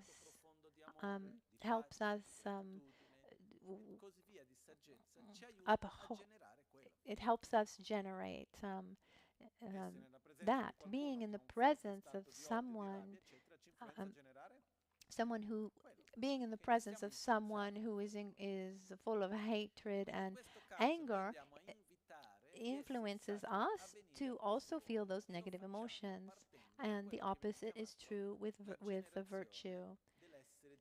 So here we talk about the generation of our commitment being, which is called Samaya Sattva in Sanskrit, or Tamsik Sempa in Tibetan. So the Samaya being is translated as commitment being, but a more correct translation would be the place of a meeting place.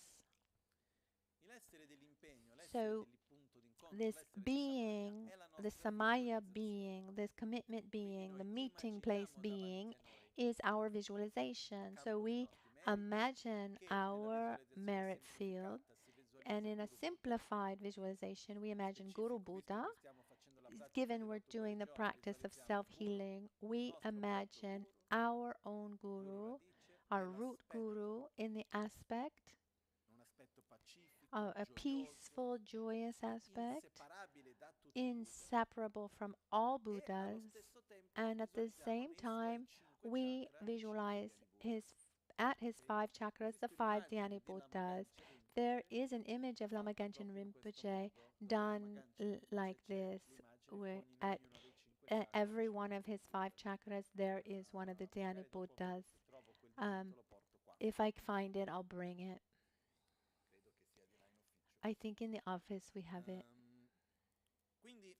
So, from out of his kindness, he had this painting done to show us what we need to visualize. So we imagine Guru Buddha in front of us, and there are 3 types of commitment beings. It can be visualized, can be a physical representation, a painting, a statue, an image, or can be the physical body. Because the commitment being is that which connects us with our wisdom being.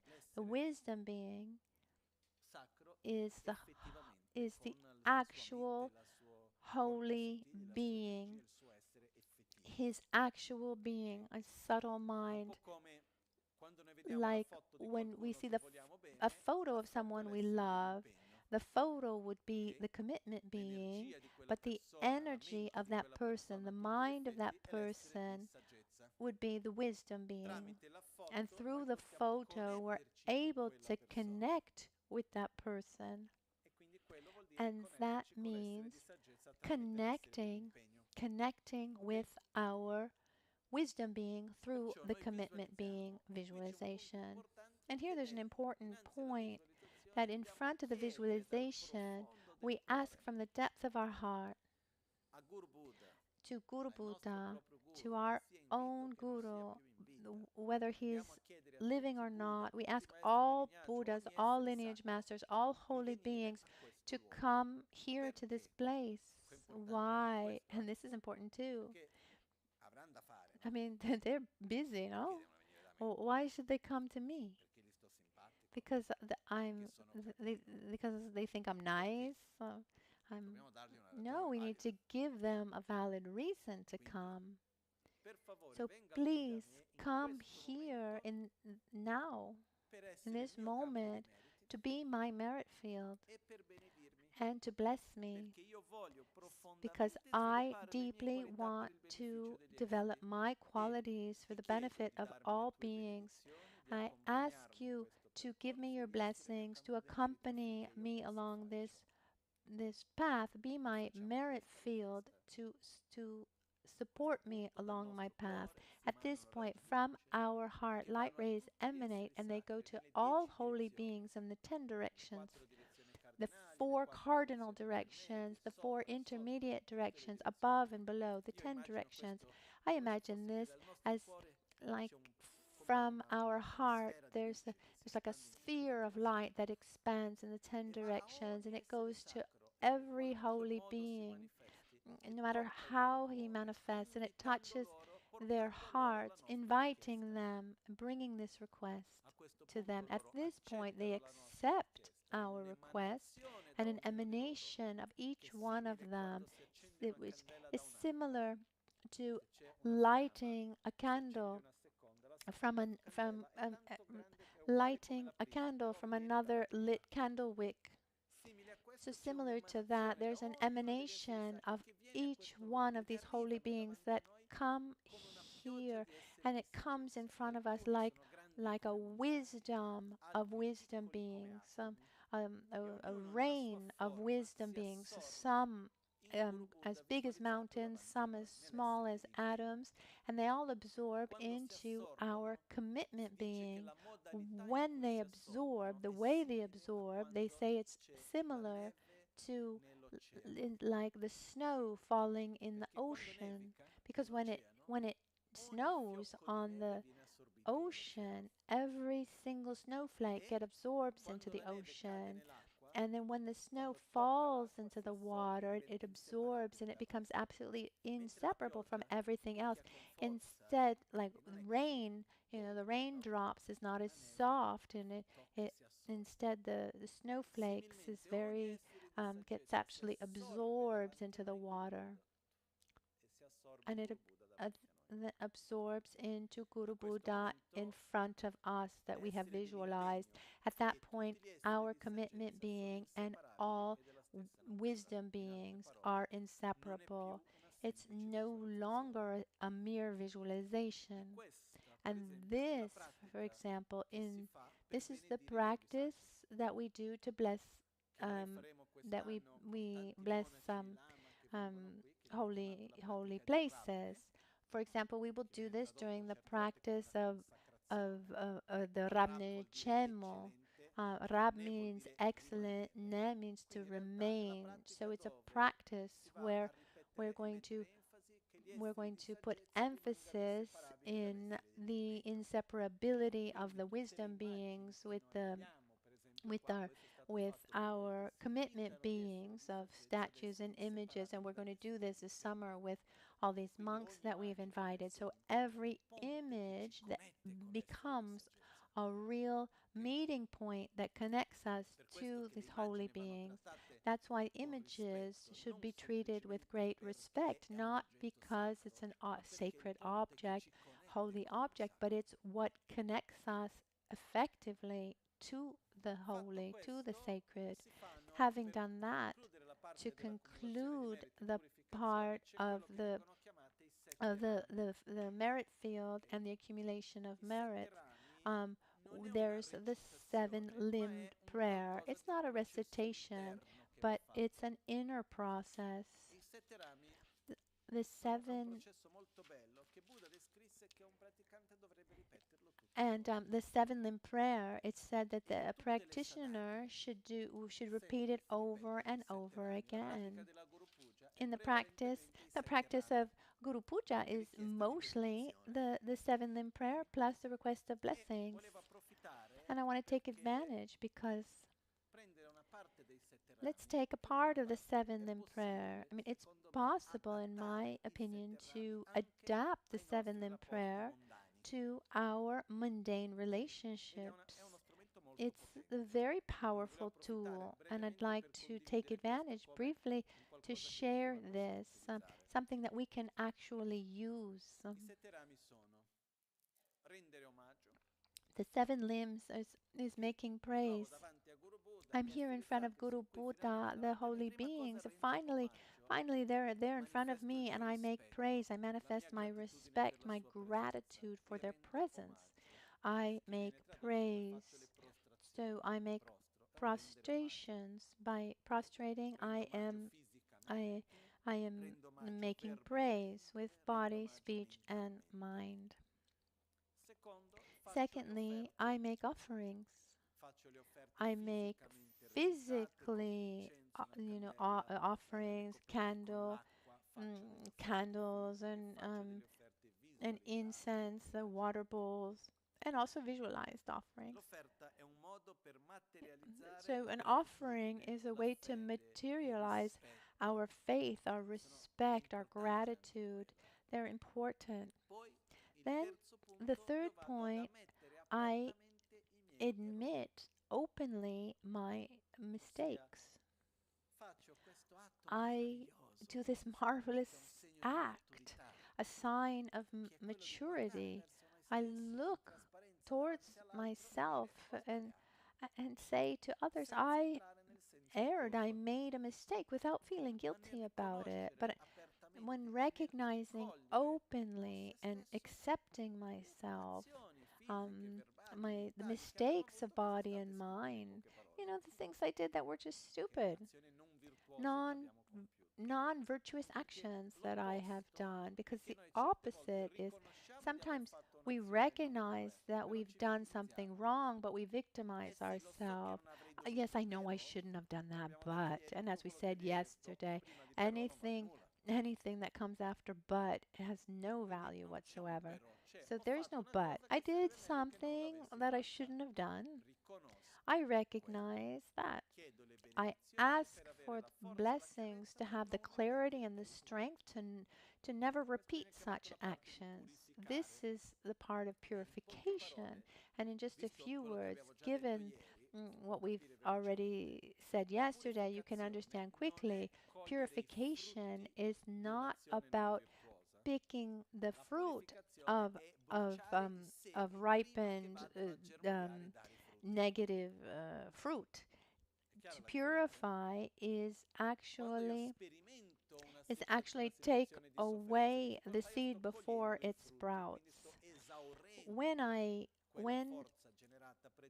that previously generated karmic force ripens, then it exhausts instead, and then we actually experience the results. This is different.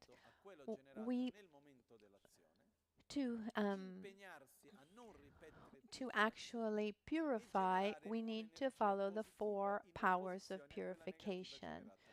So, as if this energy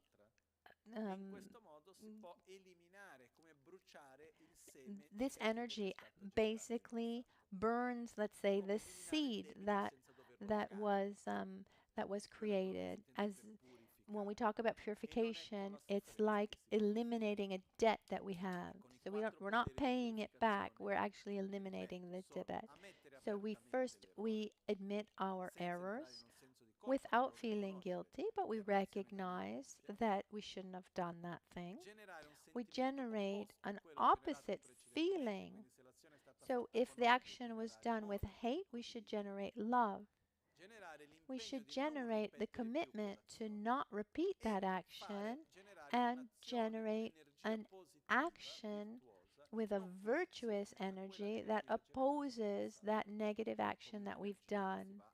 So that that energy should oppose the other. And we can spend days talking about this, talking about purification.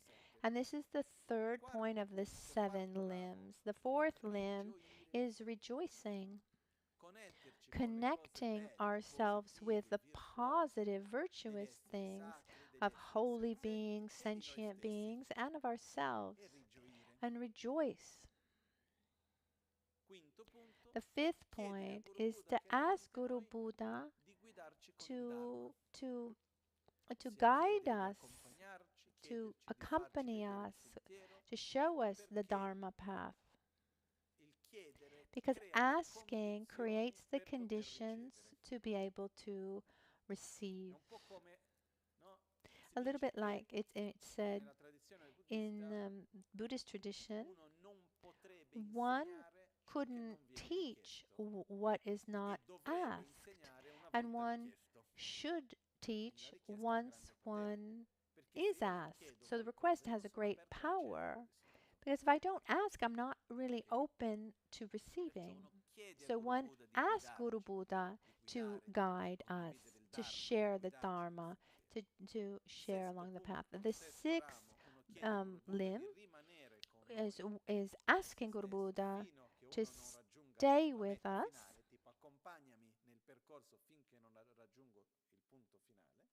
until I reach enlightenment. And the seventh, I dedicate what I'm doing. I dedicate all the virtuous energy, all the virtuous energy of the past, the virtuous energy of the present, and the virtuous energy that I will create in the future. I dedicate it to the great enlightenment of myself and others. So first we make prostrations, we make offerings, we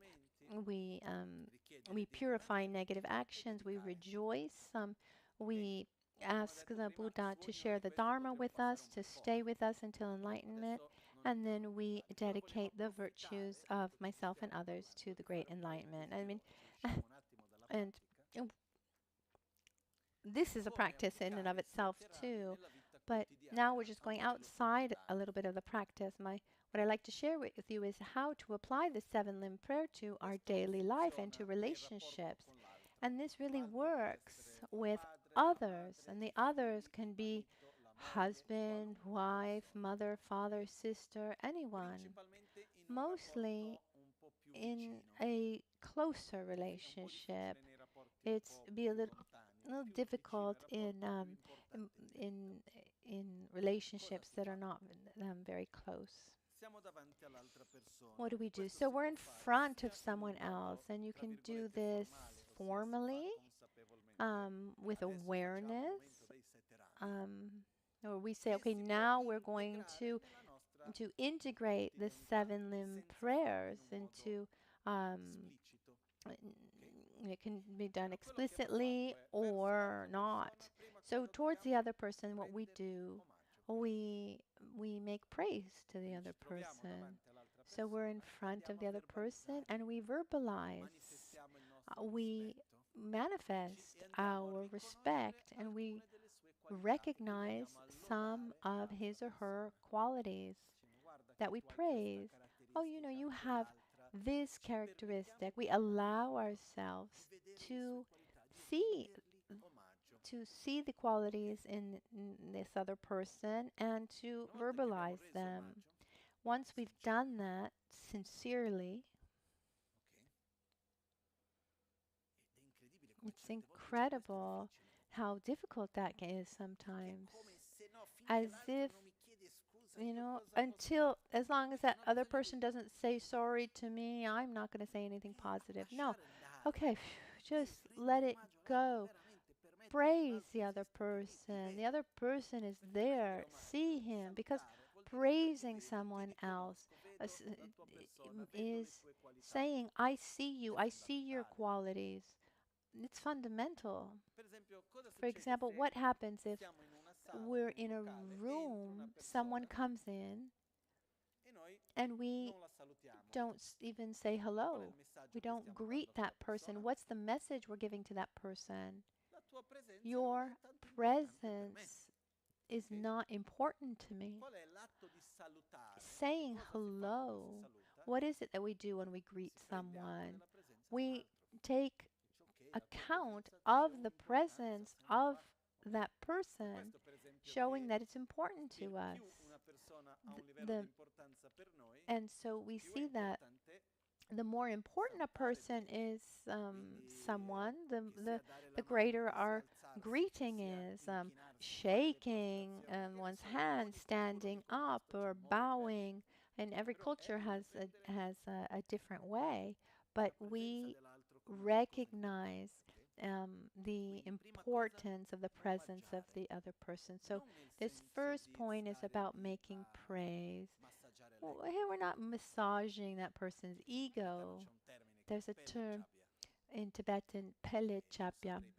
I wouldn't know how to translate that. We're not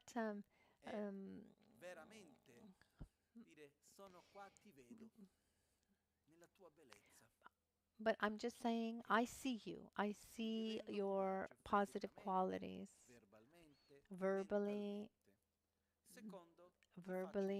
mentally. I actively greet you and make praise to you. And then I manifest this affection and love I have for you. I bring you flowers. I write you a poem. It doesn't matter what it is, but somehow I materialize the feelings I have for you, and I give you something. The third point, let's clean the past. I open up my heart in front of you, and I express openly. I openly admit the mistakes I've made. I'm not here to ask forgiveness.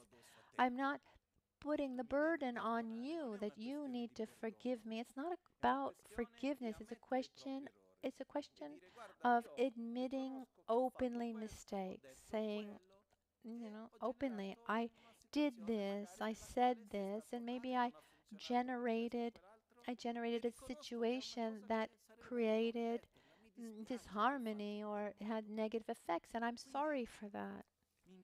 So I take the commitment to do everything possible to not recreate such a situation. So in that way, we admit openly our mistakes, which is absolutely fundamental to take away any bitterness of the past. And on the other person's part, it's important to accept that from the heart. So openly admitting mistakes is one thing, is important and requires maturity, and also accepting someone's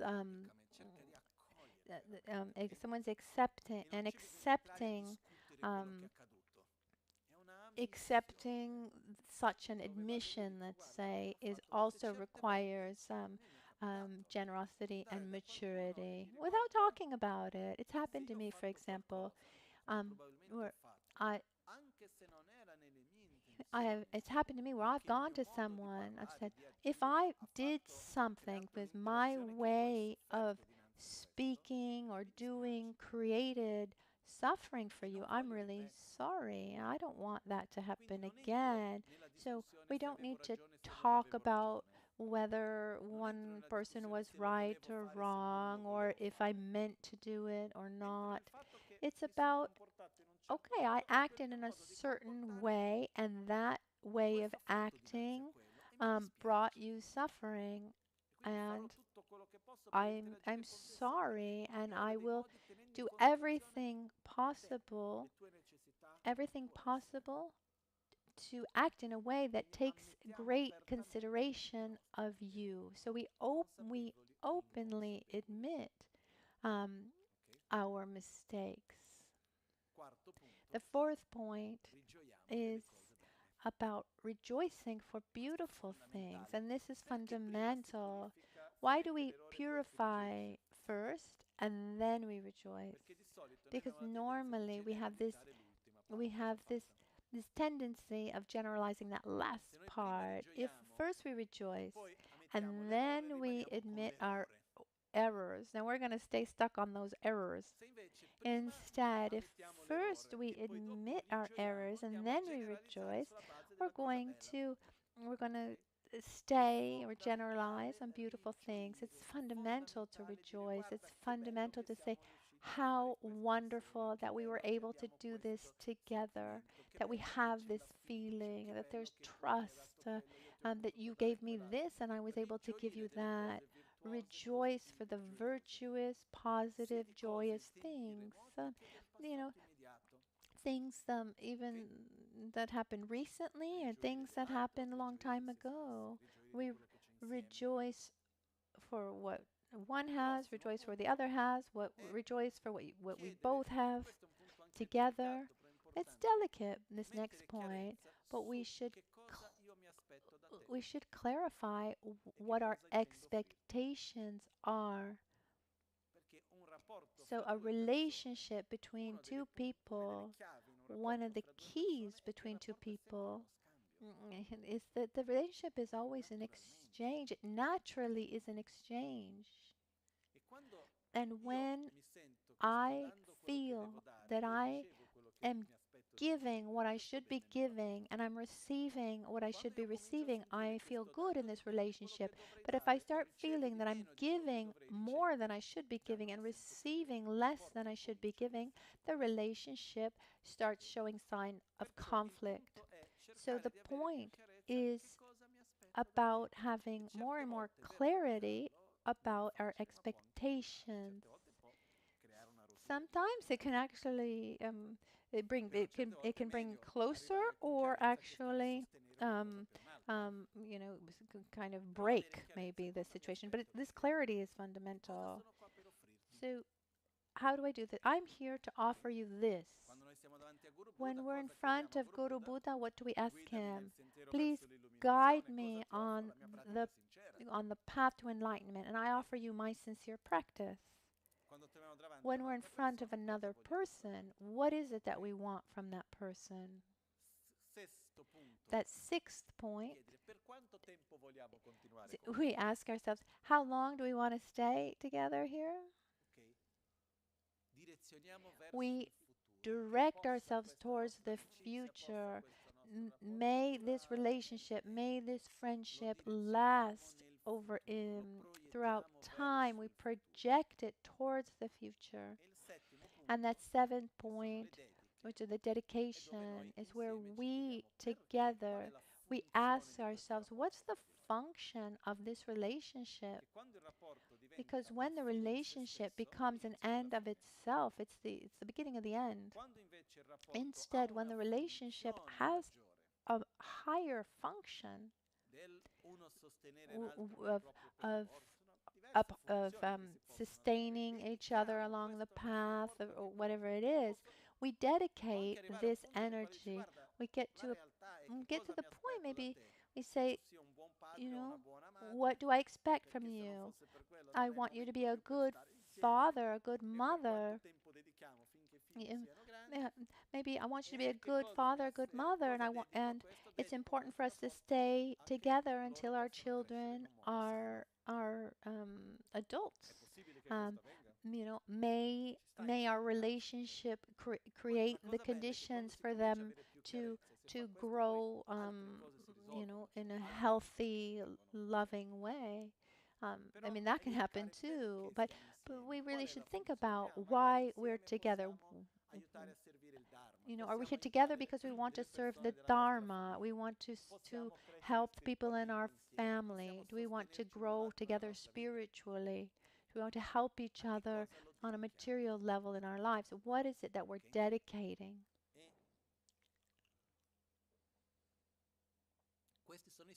And these are the 7 limbs. And in my opinion, applying the 7 limbs into a so-called mundane relationship has enormous power.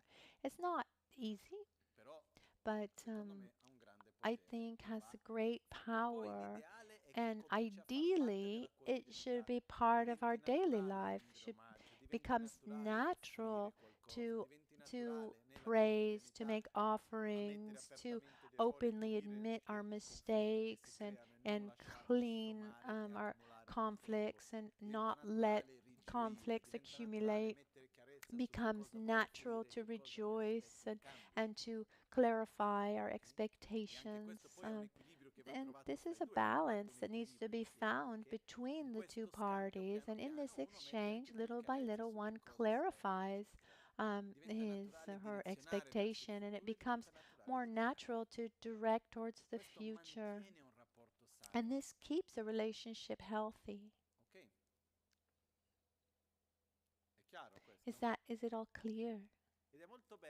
It's really beautiful to take the teachings that are in our practice and see how very often they have a very practical application to our daily life beyond just our spiritual practice. Now let's go back to our sadhana. So here we're in front of Guru Buddha. We practice the 7 limbs, and with this we conclude the accumulation of merits and purification. After this, we start the practice where we request blessings. In the accumulation of merits and purification, we did it mostly on the basis of giving, of offering. Before going ahead, when we visualize,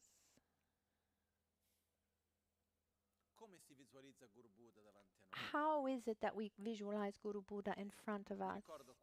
I remember that when I was with Lama Rinpoche, and I explicitly asked him, Rinpoche, okay, the day physically that you will not be here, there were many questions, but the first question was, what do you want us to do? Who should we invite?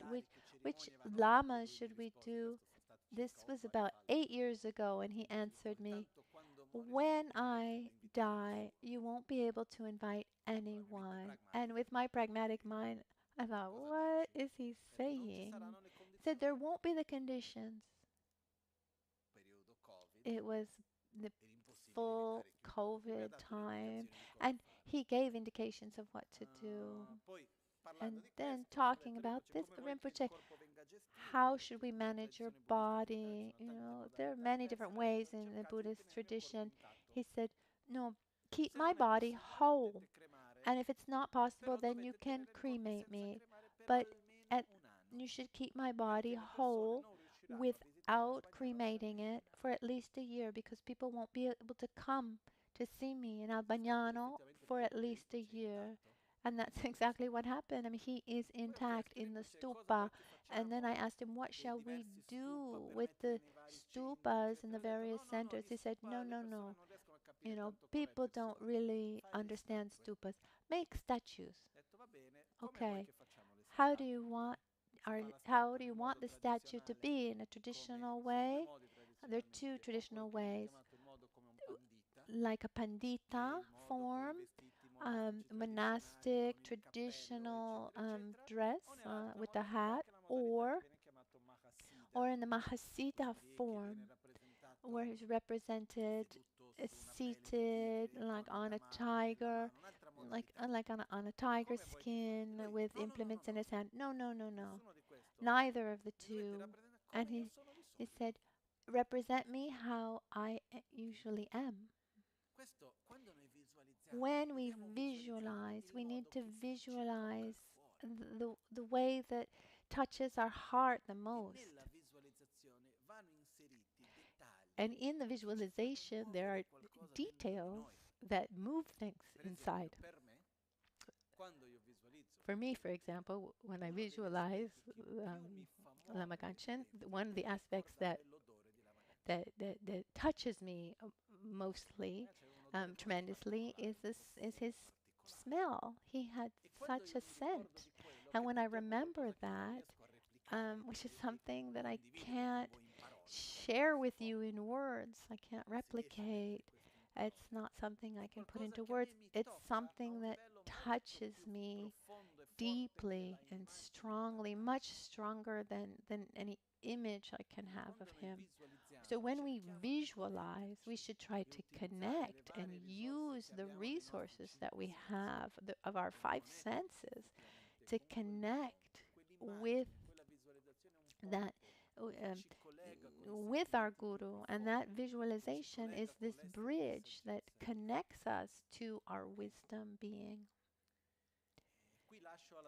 And here I leave it to everyone's own personal experience. This is something that we should have our own experience. It's something that has its own power. It's important. After the practice of the 7 limbs, we conclude this first 2 parts of the preliminaries. That third part of the preliminaries is a bridge to the actual practice, where one finishes and the other begins, and it's where we ask for blessings. In the request for blessing, first we do the mandala offering, where we offer. There are different ways of doing it, but we offer everything positive that we have, everything virtuous we have, we offer to Guru Puja as a sign of request. And in the Asian culture, Tibetan is very clear. You never ask something without making an offering. In other words, I never ask for anything empty-handed. In our culture, this makes kind of an opposite effect. It's happened to me where people come to me with just a tremendous amount of offerings, and already thinking, okay, what is it that you want? Almost a kind of blackmail.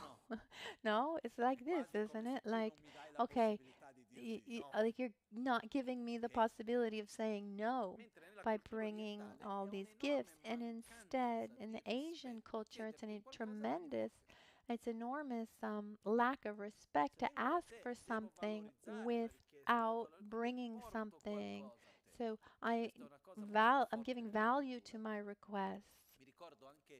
I remember also, it said that when there was the earthquake in Nepal, many people who helped were very touched, because when they got to certain villages that were completely destroyed, or people were in a devastating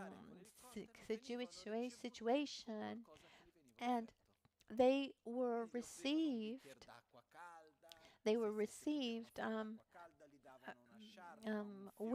with tremendous generosity. They would come and bring them a glass of hot water or a scarf, and instead these people, they weren't used to this.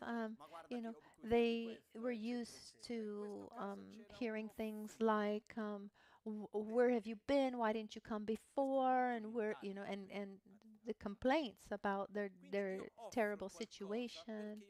Instead, here I'm offering something because I'm giving value to what I am asking. In our culture, this exchange comes not in offering, but in buying. I'm paying a lot because I give value to what I want. And in these older cultures, I'm giving value to what I ask, and and if I receive that or not, it doesn't depend only on me. So if what I want to receive is important, then I need to offer something important to give value to what I'm going to receive. So in this case, we make the mandala offering. So we make this gesture that represents the entire universe. The universe is represented. It's actually more of our planet. We're at the center. We have Mount Meru, the highest mountain, represented almost as if it were the actual center of the planet. And in the four corners, we have the four main continents. And we offer a pure environment, imagining everything that we have that is virtuous and positive is materially represented. And this is what we offer. And if we read the specific translation of Sashi-puki, the Sashi-puki Jishin Mitotam Riralishin de Genpadi. The translation is, I offer to you, Buddha, this assembly of Buddhas visualized in front of me, and through the merits created in this way, may all sentient beings enjoy this pure world, this healthy land. It's an interdependence where I'm offering a pure environment so that all beings can enjoy this pure land. So we make this request with the mandala offering. And when we conclude, we imagine that Guru Buddha accepts our request with a smile. Why do we ask for blessings? Because we want to develop our qualities. We want to develop our qualities related to the 5 chakras, the 5 Dhyani Buddhas, to help every being do the same. So please, Guru Buddha, bless my 5 chakras, bless my body, speech, and mind so that I can do that. So we make this request, and after having made the request, we start with what we consider the actual part of self-healing, or that first part of the practice is actually the conclusion of the preliminaries. Normally, we recite Locho Sampo Pakyuta Shipa Tuchen Tempetine Yarno Da Pel Je Dolo Tampete Pachen Paden Lame Shabla Sol Wadeb. And then there's the mantra Oma Guru Bhadradara Sumati Muni Shasane Karma Uttabhajana Shibhadra Varsamanya Sarvasiddhi Hum Hum. Normally we do it with a melody.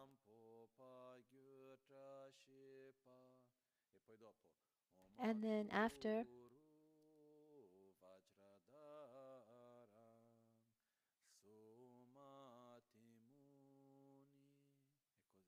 and so on. So we recited first and then with the melody. The first melody was transmitted by Lama Ganchen, and then the one specific to this mantra was adapted by a disciple of Lama Ganchen who lived for many years in Albagnano, Teresa Turicchio. Oh, remember Teresa. Teresa was a very special person, and she adapted the mantra with this melody, and then Rinpoche incorporated it into the practice. As we do this first part, what we're doing is we're asking for the blessings of the lineage. So we visualize Guru Buddha in front of us from his 3 chakras of crown, throat, and heart. White, red, and blue light rays emanate, and absorb into our respective chakras, giving us the blessings of the lineage. So from the far lineage, and so from Lama Gangchen Rinpoche, or maybe you haven't received it from Lama Gangchen Rinpoche, but from me, there's this bridge. So there's this line of transmission. So actually, as the generations go, then the longer this will come. There are many sadhanas when you get to this part of the practice, you recite the prayer request of every master of the lineage. And in this case, we recite just the one of Lama Gangchen. And as we will go on from generation to generation, we can add, we will have more, we will have more mantras to recite, because it will be a longer, transmission. There will be more masters transmitting the practice, and we hope that this practice will be beneficial for many, many generations to come. So here we have both names of Rinpoche from. So Lama Gangchen's name was Losang. Was Losang Tupten Chenle Yarpel. But if you take it written here, if you look at his name, you have Locho Sampo Pakyuta Shipa Lo. In that first part, that's the first part of Lobsang. Lochok Sampo Lo Sang. Lochok Sampo Pakyuta Shipa. Tuchen Tempe. Tup is the second name of Lama Gangchen. Lobsang Tupten, Tupchen Ten. Chenle is the third name, Chenle. Lobsang Tupten Chenle Yar. Yarpel. Pelge. Yarpel. Paden Lame Shabla Solwa Deb, which is at the feet of this glorious Guru, I ask for your blessings. And the other part, Lochos Sampo Pegyu Tashipa Tashi. Sampo Tashi is the previous incarnation of Lama Gangchen. And then Omaguru Vajradhara Sumati Muni Shasane Karma Utavadanya Shri. That's Lama Gangchen's name in Sanskrit. Lobsang Tupten Chenle Yarpel in Sanskrit is Sumati Muni Shasane Karma. So here we're asking for the blessings of the lineage. If you take other sadhanas like Yamadaka or others, there's that first verse where there's the name of the masters, and then there's a verse for every lineage master, and then when it's very long, there's a part, maybe one verse could actually incorporate 2 names or 4 names where there's a very long lineage. When you recite the older lineage masters, in one verse can incorporate 2 or 3 of them. So this is the part where we ask for the blessings of the lineage. There are different ways of making this visualization. One way is, as we're doing this, we're asking for the blessings of body, speech, and mind, and we imagine that an emanation of every lineage master, here in this case Lama Gangchen Rinpoche. An emanation comes towards us and enters through our crown and sits at our heart.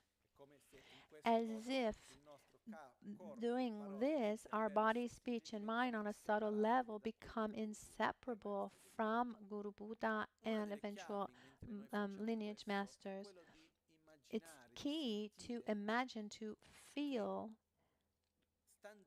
that by being close to the lineage masters, it's as if feeling their energy, we start vibrating at that same frequency. A little bit like we said before, it's a blessing backwards. I'm close to someone who's angry. I start feeling angry myself. In this case, we allow ourselves to open up to all the lineage masters, these close lineage masters, and also through Lama Ganchen Rinpoche, also the far lineage masters, this interrupted lineage that goes all the way to Buddha Shakyamuni. And this is that first part of the practice. That's how we do it. And it's the conclusion. It's part of the conclusion of the preliminary practices. The mudra that we actually do is called the Garuda mudra, where in each one of the chakras, from our crown, throat, and heart, we're asking blessings of body, speech, and mind. That the crown represents always the body. The reference point in our body is body at our crown, speech at our throat, and our mind at our heart. So as we do Om Guru Vajradhara, we do the Garuda mudra.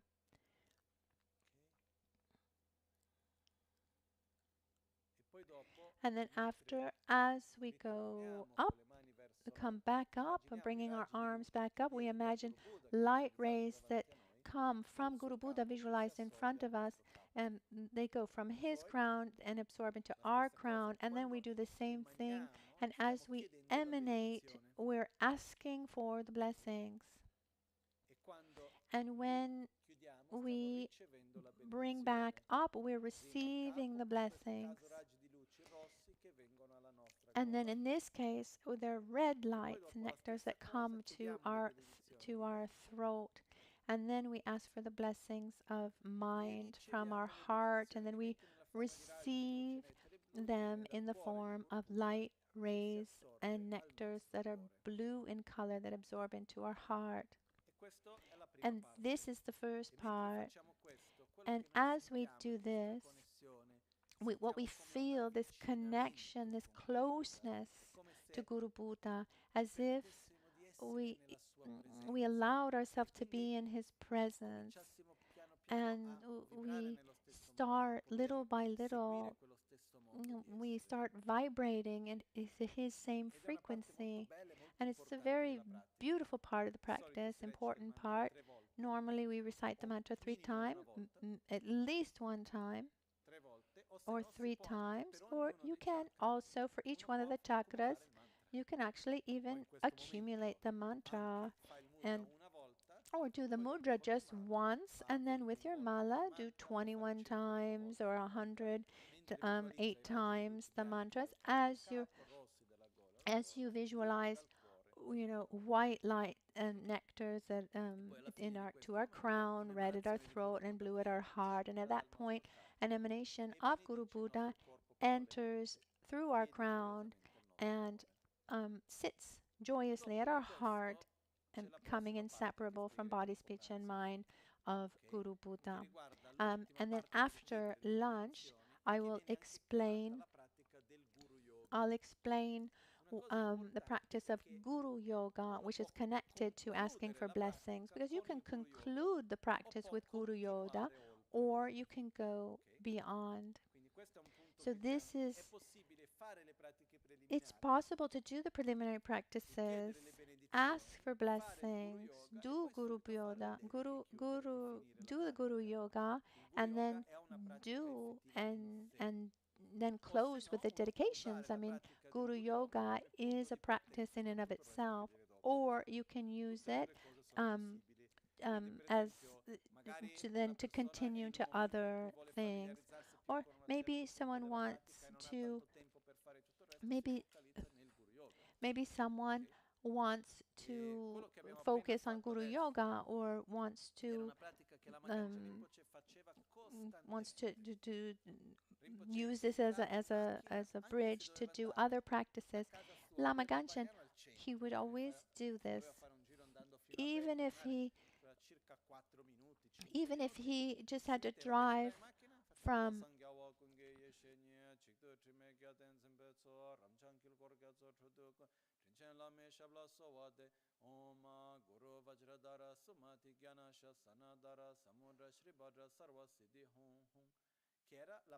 So Rinpoche, no matter where he'd go, even if it was a 4-minute drive, he would start with the mantra of his root guru, of Trijang Rinpoche, Kyabche Trijang Rinpoche. So no matter what he would do, if it was something new, apart to speak at a conference, give teachings, or even to drive someone, he would recall his guru.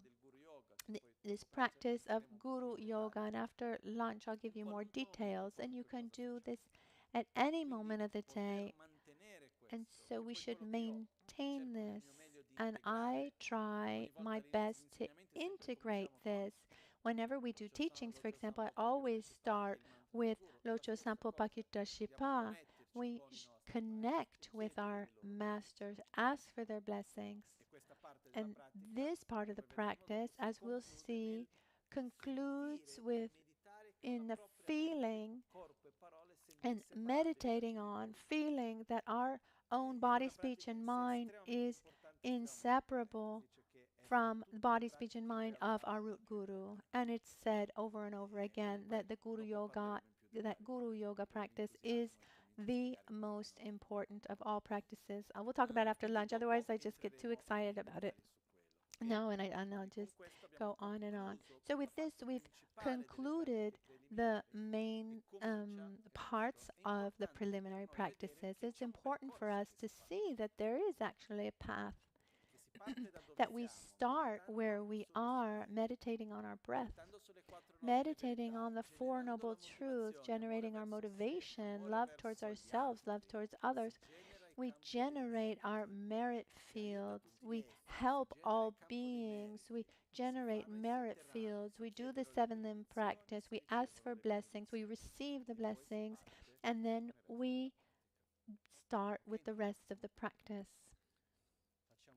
It's time to do our dedications.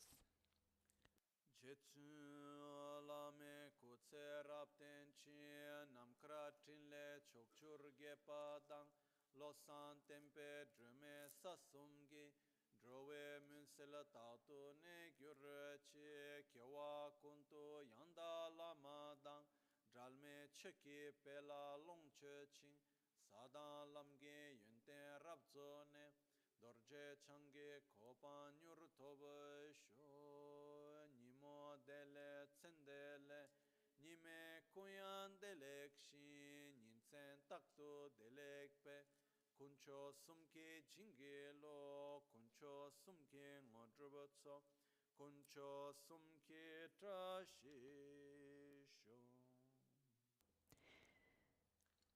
At dawn or at dusk, at night or midday, may the three jewels grant us their blessings. May they help us to achieve all realizations and sprinkle the path of our lives with various signs of auspiciousness.